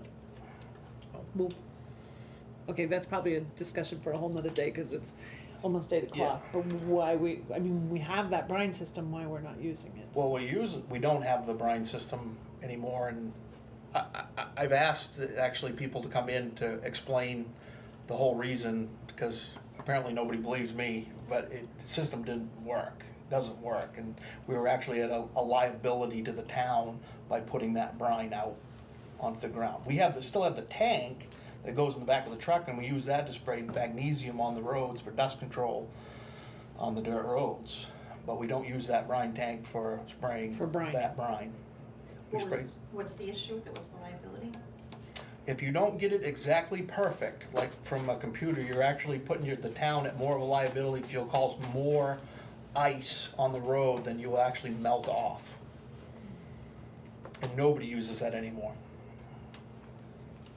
Just straight brine. You have to mix it with something else. Right. Magnesium and then people aren't really doing that, they're either doing straight magnesium, and what we're doing now is we save the tanks and we get this stuff called Magic -0 that sprays. It's a molasses-based material, so it's sugar on a salt that makes it work at a lower temperature than it's just straight salt, and you have to use less salt. Can the brine truck be used for that? No, the brine truck, the brine tank just uses, the only thing we use that for is to spray the dust control. But can it be used for? No? No, that gets sprayed, so when you have that Magic -0 stuff, that's just sprayed very lightly on the salt as it comes out. You don't spray the whole road with it. Oh, there's a separate little sprayer on the back of the sander or the salt truck? Yes. So it kind of mists it as it's. Yeah, as mists it's it onto coming out? the- Okay, yeah. Like salt don't work much below 17 degrees. No. And this stuff probably brings that down to 12. Yeah. Would be my guess. Okay. You So know, lower. it's basically spraying the salt before it hits the road. Correct. As it's coming out. So of it the sticks. That's one thing, it sticks, so you have to lose less salt, you get less bounce into the, Plus a deer like it. well, that's what they tell me. Molasses won't hurt Yeah. them. The molasses and the salt. It doesn't hurt. I had one guy taste it, cause it does smell Oh, like geez, molasses, yeah. and so it's tasty, he put his finger on it, Salty put his tongue, oh, Oh, is it? It's bad. just okay. like Kemp Dillon. Dylan. Yeah, All right. yeah. Say no more. We're moving on. We're moving on here. I had nothing on the rest of that Well, page. parts were at 101% or 101.8%. Oh, right, 101.8, I walked right by that, it went to personnel. So I'll be honest with you, that was coming from, like I said before, when we bought the truck, the new number 9 truck, the Western Star that we just got the day after this town meeting that we'd ordered the year prior town meeting, we under budgeted for that by $12,000. And I had to take it from somewhere. So you took 552? That's What, on which line? parts, you're 101%. It's only $552 over. We budgeted $30,000, but I had to take an extra, so I'm over by $552 right now, but, But that's for parts, not the truck.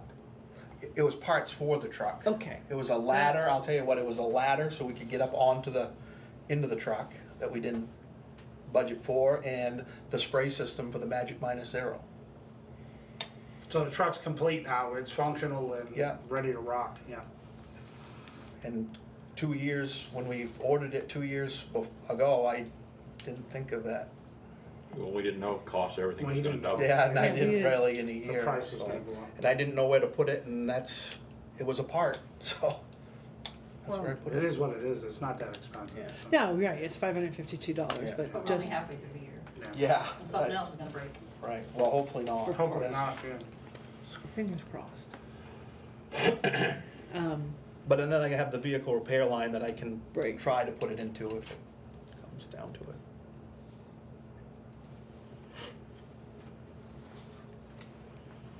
Okay. Anything else on that page? Anybody? Anyone? Next page. Oh, Madison Peg TV, their equipment line. I wrote, what happened? They had 1253 budgeted, they spent 1628, so they're 30% over budget. No idea yet? No. Hmm. I know that, I wanna say that whole $1,600 was new computer equipment that maybe, Dave Downs did for them. Okay.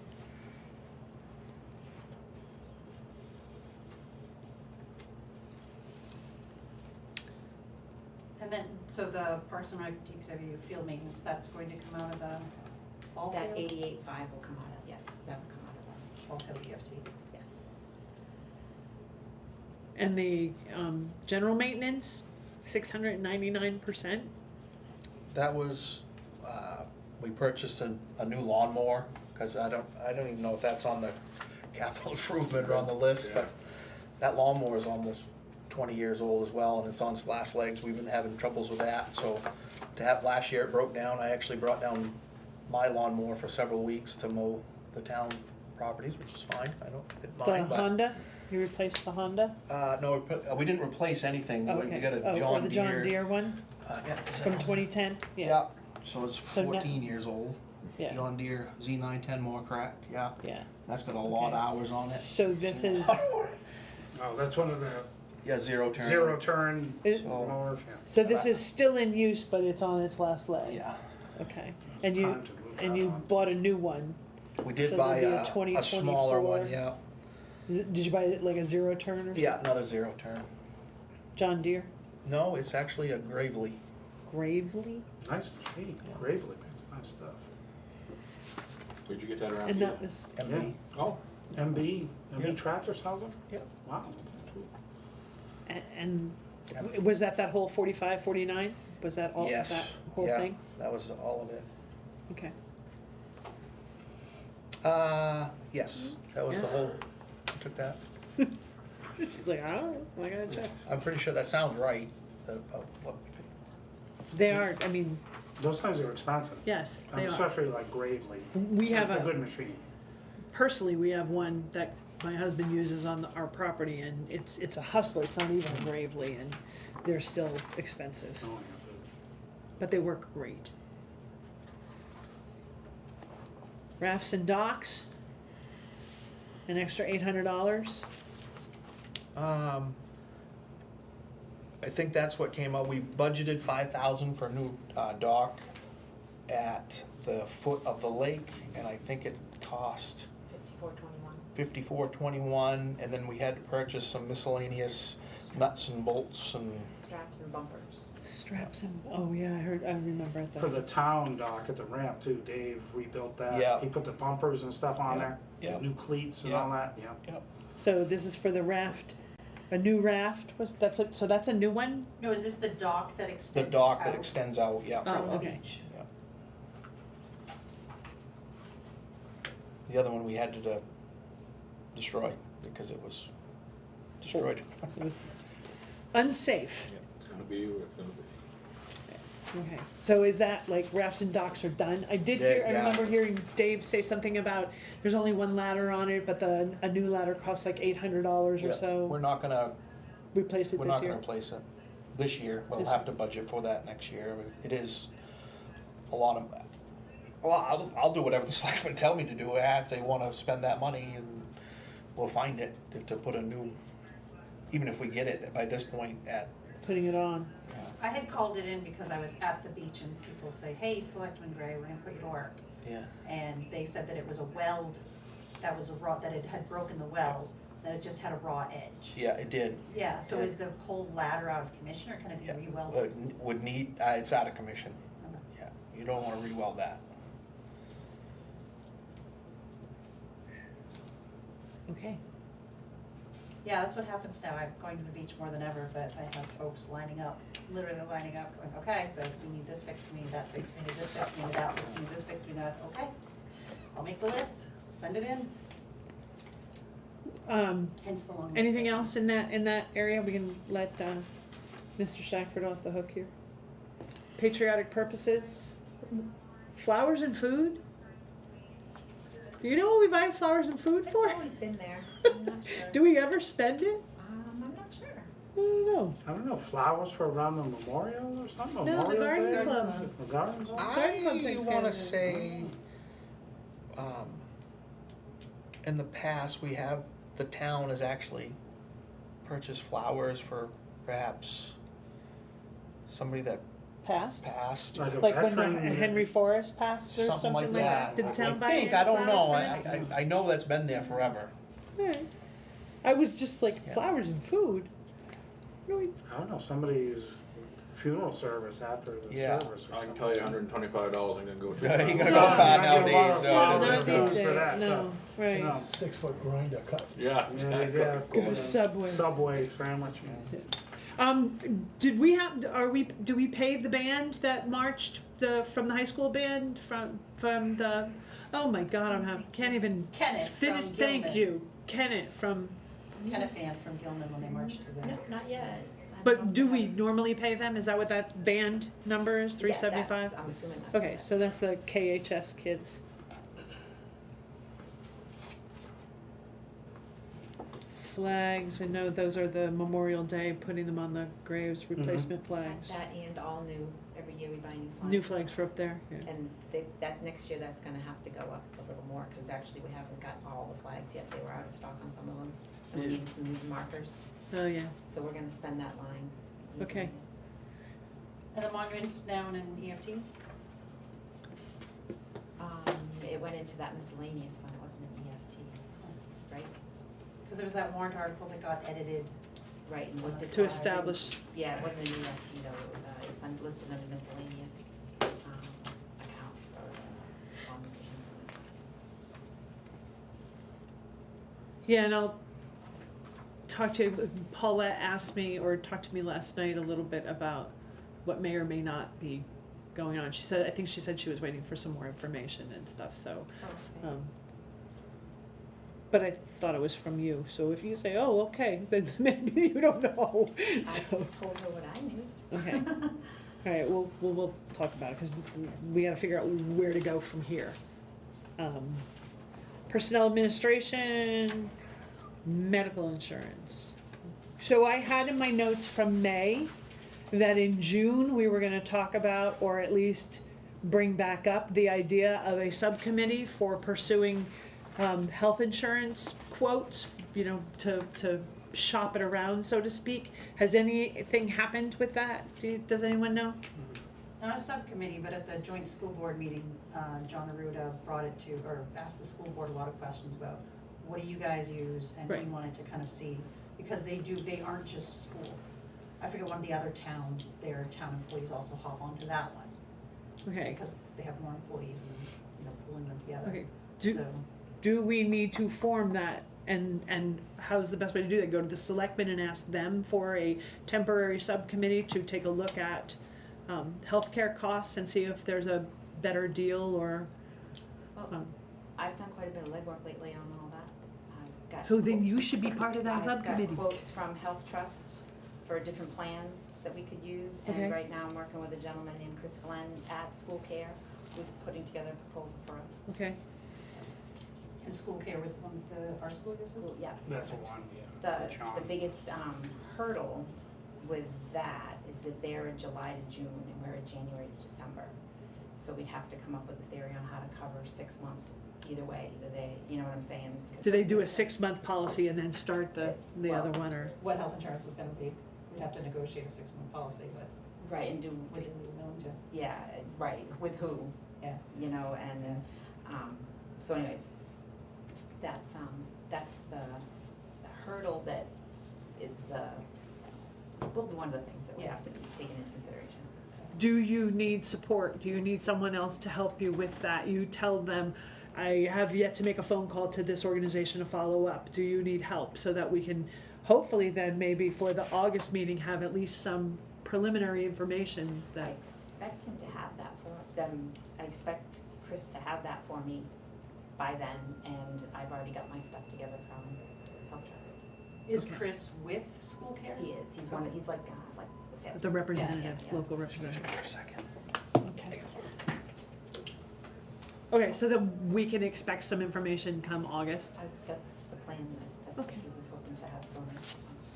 So right. This one's one. Master plan newsletter, 326% over budget.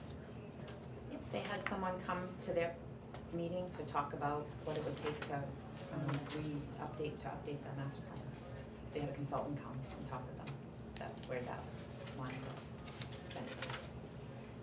So this is a consultant fee. Yeah, pretty much, But under master plan. for the master plan. Right. Okay. Oh, my, oh, my.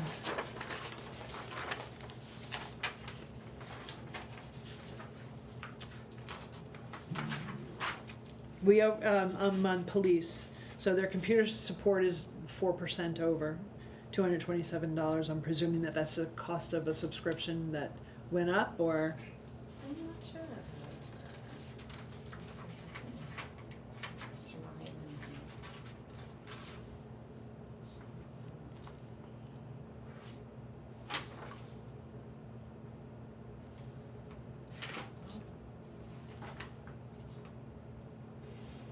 Well, it looks like they paid their share of the iWork, Oh, and then they have their software program. There it is again. Yeah. I work plus Oh, their that's- police software. Yeah. I know, I looked at their website, their iWork is, quite the thing. Yeah, They no have doubt. modules for everything. And have we overspent a grant, police grant, SC?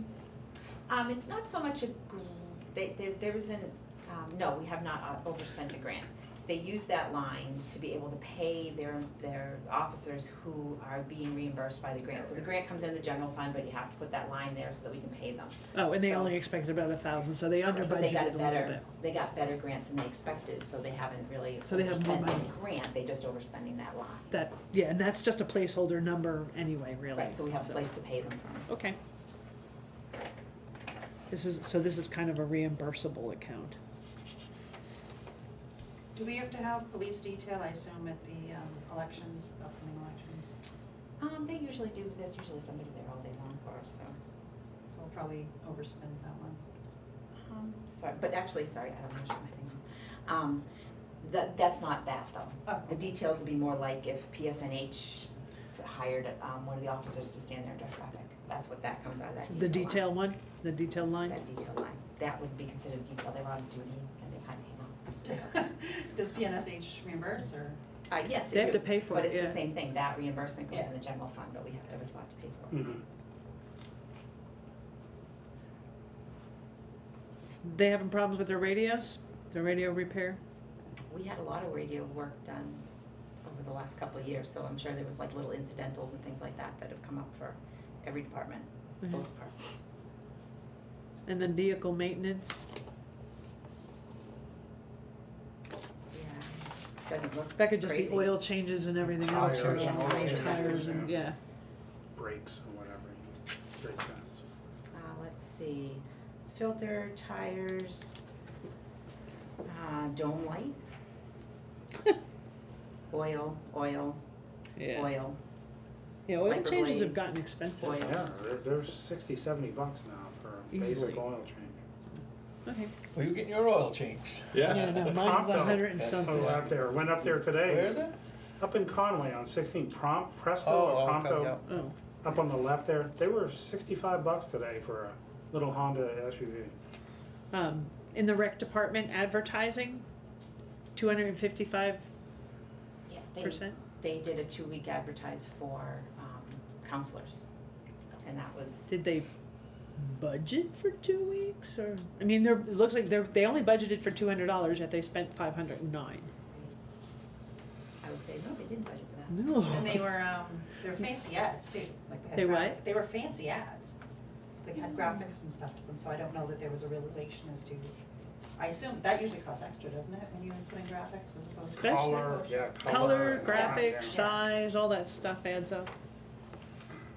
All right, well, maybe we just have to remind them either A, budget more, or B, stay within your budget.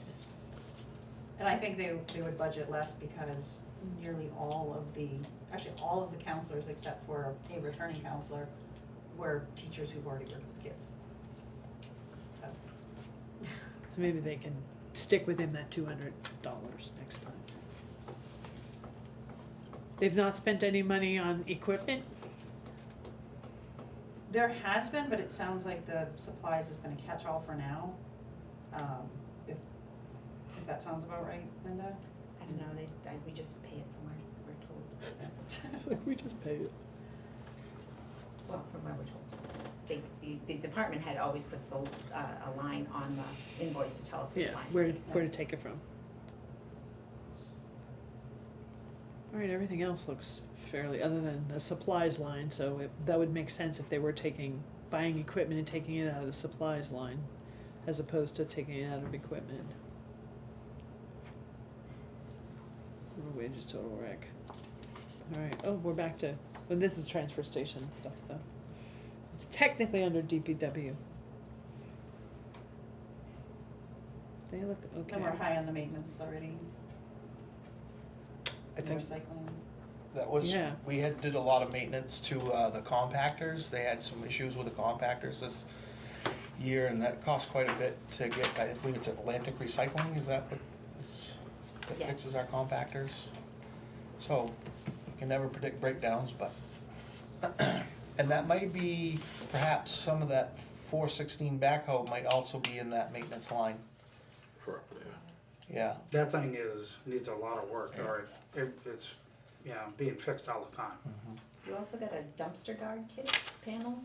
that's, yes, correct. All the That came out of covers that. Dave put on, Yep. And a used oil tank, collection tank you had to Yep. replace. yeah. All right, It's actually saving money because we're not paying to dispose of ice and snow in the winter. Dave Water. has covers that go over to keep, all the snow, ice, rain out, so the trash doesn't get frozen and solid, so it's actually saving money by covering the dumpsters. And are we able to save money going forward because we no longer do cardboard separate, so there's no separate container? And then there was a new container for the cans recycling. Perhaps, I don't think it's too early to tell where we just got installed within the last few months. And that was encumbered from last year, Yeah. wasn't that?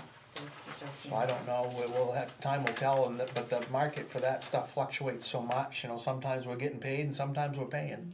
So did we just lose the cap for the cans, or do we have a whole new dumpster for the recycling cans?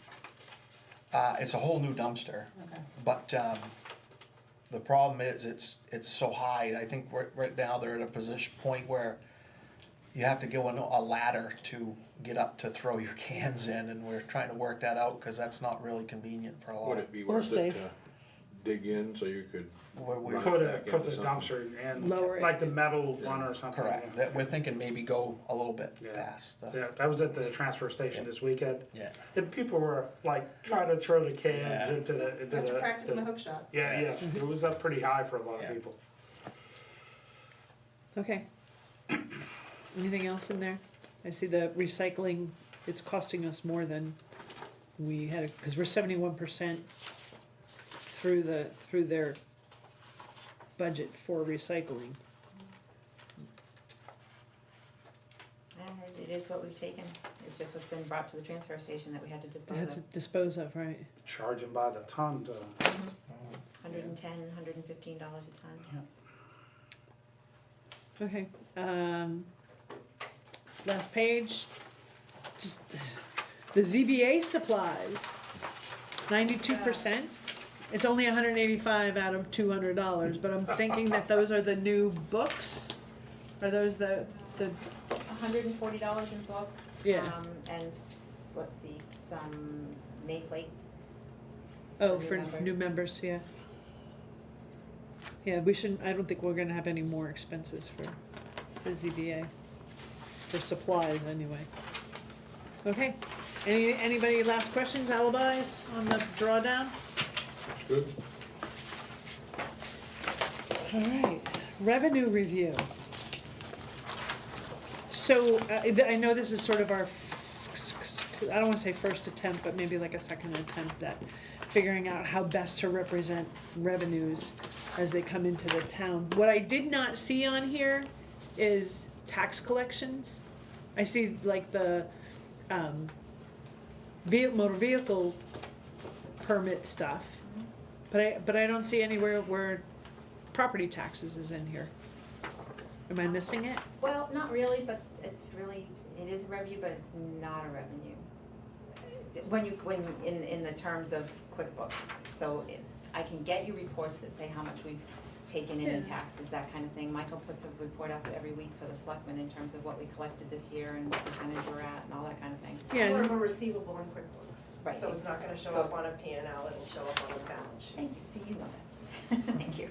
But these are the little bits and pieces that we get in Right. versus taxes, these are almost bonus things versus what we know we're gonna get for taxes. right. And then, Cause these offset, the tax money doesn't offset, right, if that's what you're trying to. no, well, yes and no. I'm trying to gather to a certain extent where we are with relation to what we expected to be. So that from the tax perspective would be, from a receivable, are we, we expect that by this point in time, we're not quite past the 18th, so I'm sure come the 18th, there'll be a mad rush upstairs for people bringing in checks and things of that nature. That's the kind of thing that Michael gives to the selectmen every week. Right. A little summary that says what percentage. Can you just copy that and stick it with our stuff, whatever that is? I don't wanna make more work necessarily. If he's already producing it, maybe we can stick it on the bottom of this. And then, with regard to these other revenues, are we on par with where we think we're supposed to be, or are we behind, are we ahead? I don't think there's anything remarkable that's. Is there a leading way the to, like maybe on a month-to-month basis, compare it to where we were last year at this time? Just the bottom number, where the 532, Yeah, I mean, I can put in a different date range for this, and then, this is January to December, this is everything that's come in this year. This was all new to me, I just made something up Yeah, to no, try no, and get you yeah. guys what you needed. Right. Do you mean like a comparison? yeah, since we don't have, To I don't know that we last. necessarily have a budget for what we're going to bring in from a revenue perspective. Correct, yeah, we don't. Right. Just take what we can get. Really? But I do know that we probably have expectations from a history of, well, usually at this point in the year, we're 30% on our, on our boat fees or whatever, or 80% on the boat fees, or, We've never, well, I wouldn't say we analyzed that. I don't, you know what I mean, it's not something that the selectmen, so they don't ask, are we ahead or behind no, we really don't. regarding motor vehicle permits and fees, like, it's a sizable chunk of change, it's $379,000. That's one of our biggest revenues that the Yeah. town takes in, and that's only half a year at this point. Right, because they're done monthly, so you still have 6 more months. Right. Because the July people probably aren't paying until the end of July. Oh, the vehicle renewals, Yeah. registration And all renewals that and stuff, stuff. yeah. How much of that do we get to keep? Is that all? This is all we get to keep. That's all the of this. I town's didn't- share of the money, yeah. Correct, I didn't put in that we took The in money state. that had to go to the state. Yeah. The state takes their cut, I yeah. think last month's had some of those in there, but then I realized that was really not a good number to have in there, cause we don't get that money. 'Cause we don't get to keep all of it. We collect it, but we gotta give it away. Right. Well, same on the What are boat- the boats, UCC too. fees from state of New Hampshire, I'm presuming that? There's a license that It's not has to come Saint Ange. through A the, UCC? yeah, there's very few of them. It's a Oh, fee what- for, I can't remember what the form is. We don't get a lot of them. Yeah, no, it doesn't look like we do, but I just had not heard of that. Kind of back to the short-term rental stuff, Linda. Just, I'm thinking from a revenue stream here. They have to pay like a meals and sales tax, you know, if you, when you rent out. Room and meals. Does the town get a cut of that money as well? We do, but the way it works is, all the room and meals tax is collected by the state from Okay. every town. So from every they, place. the rent, the owner of the home pays the state a certain percentage. And all the money goes to Manchester, Concord, Portsmouth. Yeah. Right. Oh, doesn't that- Madison gets very, Guys, very, let me- Okay, that's what I'm asking, we don't get We anything. should get a Okay. sizable Right, amount. but We you got the should. answer, hold on. percentage-wise, it's a small amount. I think it's based sure. on population? Population, yeah. Full-time. year-round. Full-time year-round population. Right, so, So they It's do based get it by on- population, state. No, I'm just collects curious it. where that tax money Oh, yeah. ended up. so where does that revenue show That's up? great. When we get it, it'll show up down the bottom side. Same with It's, the meals taxes, you know. it's the slated to restaurant. pop up when a number gets put in there. So state, under state revenue, or, Probably, I'm not sure off the top of my head, I clicked them all off. No, I was just curious where some of this, you know, tax revenue went on these restaurant meals and things like that. Yeah, it all goes to the state takes their portion off, and then whatever's left over, they divvy it up amongst town based on. Okay. based on That's population, fair. full-time people in the population? town. And because our, But we get at least $100,000. Do we really? That's You what, know, I okay. wanna say almost 200,000 is pretty close to. So like I say, we get a sizable amount. It doesn't reflect exactly what's taken in from Madison. Right. but Right. it's- Yeah, no, It but does, it's- yeah. at least we're getting some money Back. back from the state on it, okay. And then the rec stuff, is that just the, That looks low to stuff me. that's come through, like checks and cash that have come through you and Kate? I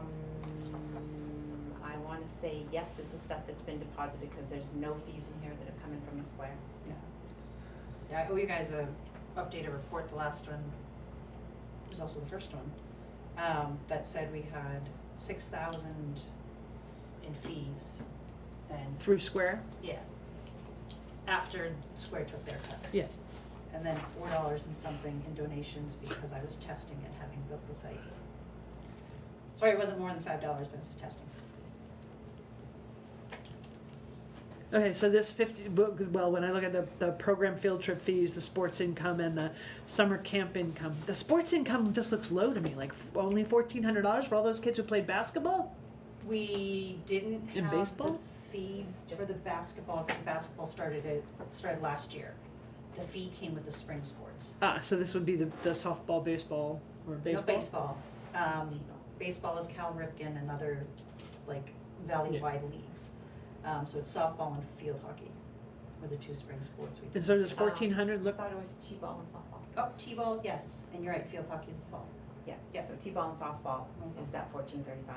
We charged $35 per resident and $45 per non-resident for the season, which was new this year.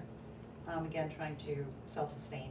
yeah, Which I went back over the numbers yesterday or today, and the budget spent last year for rec was 11 or 12,000 of the 31,000 budget, and rec brought in, I think no, I almost. thought you said 19,000, expended 19 of the 30-something, 31, and brought in 30,000, so Yeah, you were expended 19 of the 31, so 11,000 under to the budget. positive. And then plus the 20 plus that was brought in revenue. So rec brought in more than it spent. But adding things like the sports fees will also help self-sustain. And that summer camp income, the 4,000 looks correct? It's, That would it just looked be- low to me. Right, no, we set up the square as the summer camp fees were coming in because we had 60 people register. We were only able to take 40 kids at a time, and so there was a wait list and kids were coming in a week at a time, and that would have been nuts for Kate and Linda to be kind of piecemealing, and it was already there to getting a ton of people. So total revenue for summer camp, I think, was $16,000 square and 4,000 there, which is again that 20,000. 20,000 that we hit last year. Okay. How often do you transfer money from Square into the town, into the, I think daily it goes into an account that Linda and Jordan set up. And then yes, no? there are daily transfers that go, we get the emails, I think go to the rec email or something, Square has sent you $23, Square has sent you blah, blah, blah. They give sales reports, order numbers, and then I have a dashboard that I can look it up at any time. So that all goes into that account, and then, Then someone responsible for getting a spreadsheet. Who's to- that? Who's that? I think it might be you. I think it might be me. That would get a spreadsheet Very to, good, someone is responsible. to Jordan, so that Jordan knows where to Put the take money. that money Yeah. out, which accounts it needs to go into. Okay. Yeah, and. So that part has yet to happen. No, it happened on May 29th, I sent the first report, and that delineated fees versus the $4 donation. And then, Linda and Jordan had some recommendations as to how to improve that report, but that was the total amount But on that day. that's So not showing in here. it's still just sitting in that account until I get you the better report? Yeah. Okay. Okay. Just checking, because I'm trying to make sure things are jiving where they're supposed to be. Yeah. Okay. And the highway block grant, Mhm. what is that? We get money from the state every year from, you pay money in your gas tank, in your gases, when, that kind of stuff, revenue that goes to the state, same thing, it goes up and That's it gets about divvied out $2. amongst you by Okay. how many miles you have of road, How many miles of state road you have? state. State road, right, yeah. Okay, so all total $532,980.69 to date. Well, it says January through December, this is really only January through July 11th. Correct. Yeah. And can rec doesn't have a subtotal? I don't, like I said, Yeah. I just pulled this. I can try and see how that Yeah, might if it's have to- possible to add a subtotal there. might have to get Ned involved in this, and maybe he can help me so that I can just He is the take it out of one spreadsheet thing, guy. pop it into an Excel spreadsheet, and it might update for us. There you I go. can help too, and I'm now officially on the payroll, so Okay, I could. any I other might be questions about better suited revenue? to help than Moving on? I do have Who's retired. we're talking revenue, I have a couple things I'd like to bring up quick. Okay, Last week, being in my FEMA role, I check the FEMA website quite often. There was a FEMA declared New Hampshire a disaster area for the April 3rd to 4th, 2024 storm. It Oh. brought down all the trees here in Madison. We didn't have power for a week, the roads were the one blocked. that we didn't use a chipper on? Yeah. Yeah, the one where That you just yeah, said. Broke. no, I mean, it was, if you were here, a lot of our people Yeah. in our neighborhood are down in Florida, but if you were here, it was a real mess. It was a mess. It looks like President Biden approved the declaration, and there is gonna be money, FEMA money coming. How much, when, nobody knows, it's FEMA, right? Right. I didn't see any funding allocated, it said, check back later. So I'm gonna keep an eye on that, but I think we definitely qualify, I read the criteria, it's to cover cleanup, labor, equipment, anything related to that storm.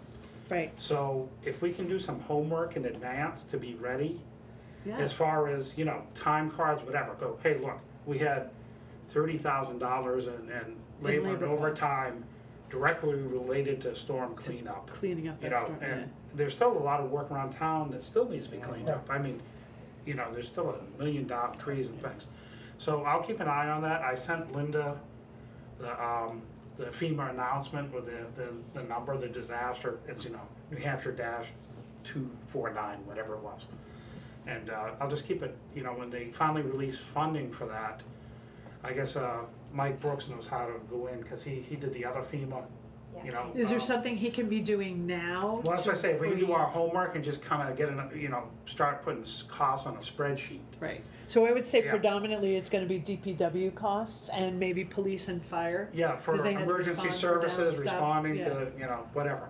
Okay, Especially clearing the roads and that Right. type of thing. Emergency services. I think they've been here, FEMA's been here for that storm. I don't know if, I don't know where we're at with it, but they did come, and I think it was primarily to look at the culvert on Modoc. Oh, that was from the, last year, the floods. No, this is those April storms where all the trees came down. This is Yeah, just yeah, I know a couple you- months ago, yeah. But that culvert washed out 4 times, they actually Oh, came to geez. that culvert 4 times. All right. and that may be their inspection Yeah. to say, do we declare this a disaster Yeah, piece? but it was, just came out, the announcement was made, I think, last Thursday, Friday, Okay. when I saw it. But again, that's an opportunity for us, how much money we can get reimbursed. Usually FEMA does a 75% cost reimbursement. Right, If we spend 100K on the storm, they'll give us 75K. right? but it's 75K, we don't have Yeah, to spend so- out of our, Which is, we just need to follow And that, we have to and spend it to I'll then let get Linda reimbursed. know, as we see updates on that.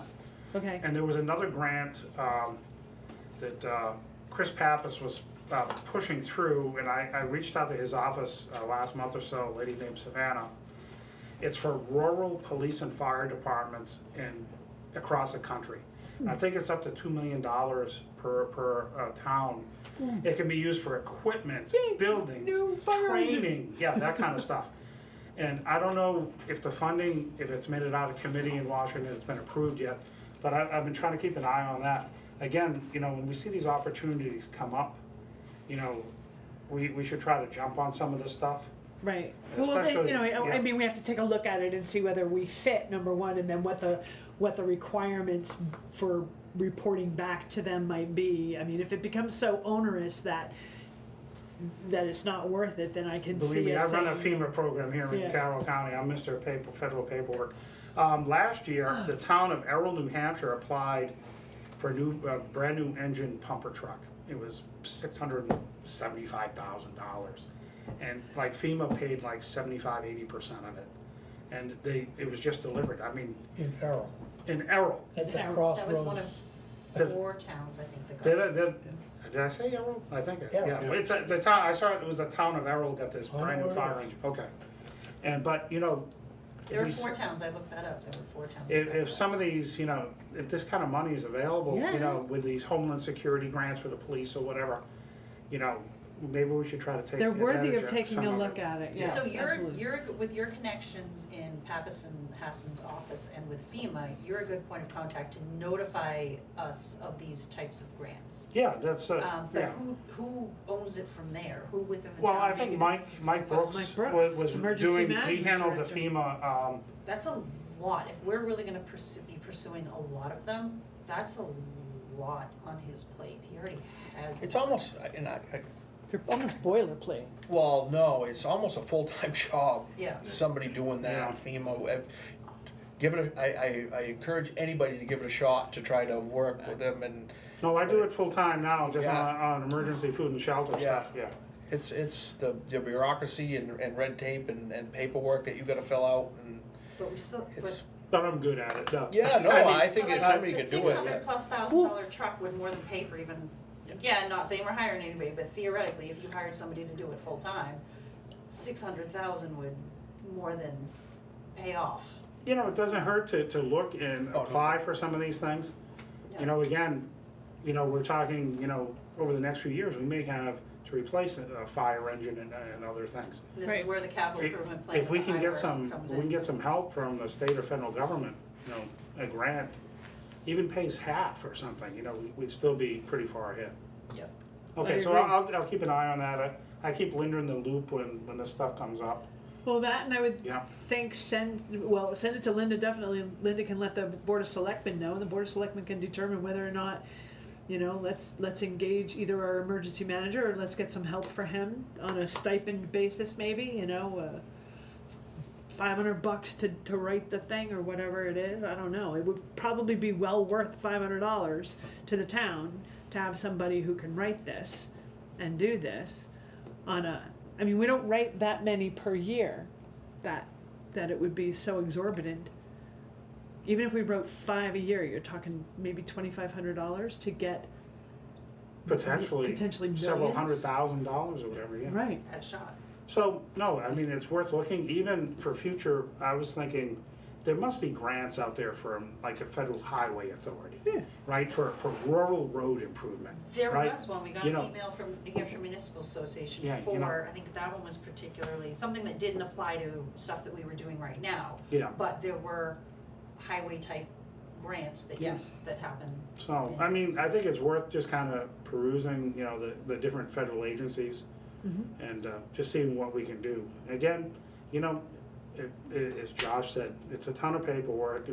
You know, you may not see money for, look at A the year. FEMA reimbursement from the flooding that Right. Colby Hill, Mooney Hill. It's been over a year. You know, Mike thinks, well, maybe this year sometime we'll get the money. Again, you know, it moves slow, but it is what it Once we is, get right? on a cycle Nice when of it doing comes. them. Yeah, it's nice when we get a That's $375,000 but check. that's, the thing is, you know, with things like FEMA, we gotta pay for that when it happens. Yeah, Right. that's the thing, yeah. Yeah. That's hard to budget for. Right, so if it's for, if there's one for the fire and police, and we don't have to pay for anything up front until we get the money, we get the commitment from them, and then we say, yep, okay, the town has voted that they'll do the rest of it, and then once we get the money, then we purchase it kind of deal, so. What we used to do in the government is every year we put together a spreadsheet. We called it a wish list. Right, So if Congress came in, end of the year says, here's $2 million to buy new road equipment, we knew right away, This is what we need. here's what we're gonna buy, so we could respond. And I think that's all we need to be kind of thinking about, have your wish list, right, going, hey, if this police fire thing comes up, what's the number one priority for the fire or police department? And even a year or two ago, there was talk of grants for ball fields, for rec, for community spaces, outdoor Right. community spaces. yeah, We didn't have resources, bandwidth to follow through and do anything, but again, that was just be another thing that we could add to the wish list. yeah, rural improvements or something. What I liked about the one I saw for the police and fire, it was geared towards, very specifically towards towns like Madison. It had to have a population under 10,000, had to be rural, you know, that kind of thing. Yeah, It was focused to help the small town police and fire update the come up, equipment, bring their stuff up to standard, like the 2024 standards, which, you know, we can't afford to do as a small town, especially if you're talking, you know, these new radio systems and that kind of things. So I think we'll just keep an eye on it. We see something, we'll just have to go for it, that's all. Okay, that's all I You have wanted to something? say. Yeah, I just, one of the things, if Linda could get us the information, the status of the firehouse program, the management program, where is it, what's happening, there's a lot of information she's there. looking at you like, I don't Linda's know what you're like, I don't talking know. I about. don't know, ask Mike Brooks, You want me to ask Mike? About the firehouse program? firehouse management program, right?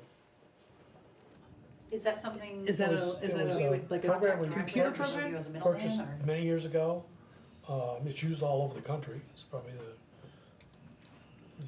go-to system that most fire departments use. We happen to get it here in Madison.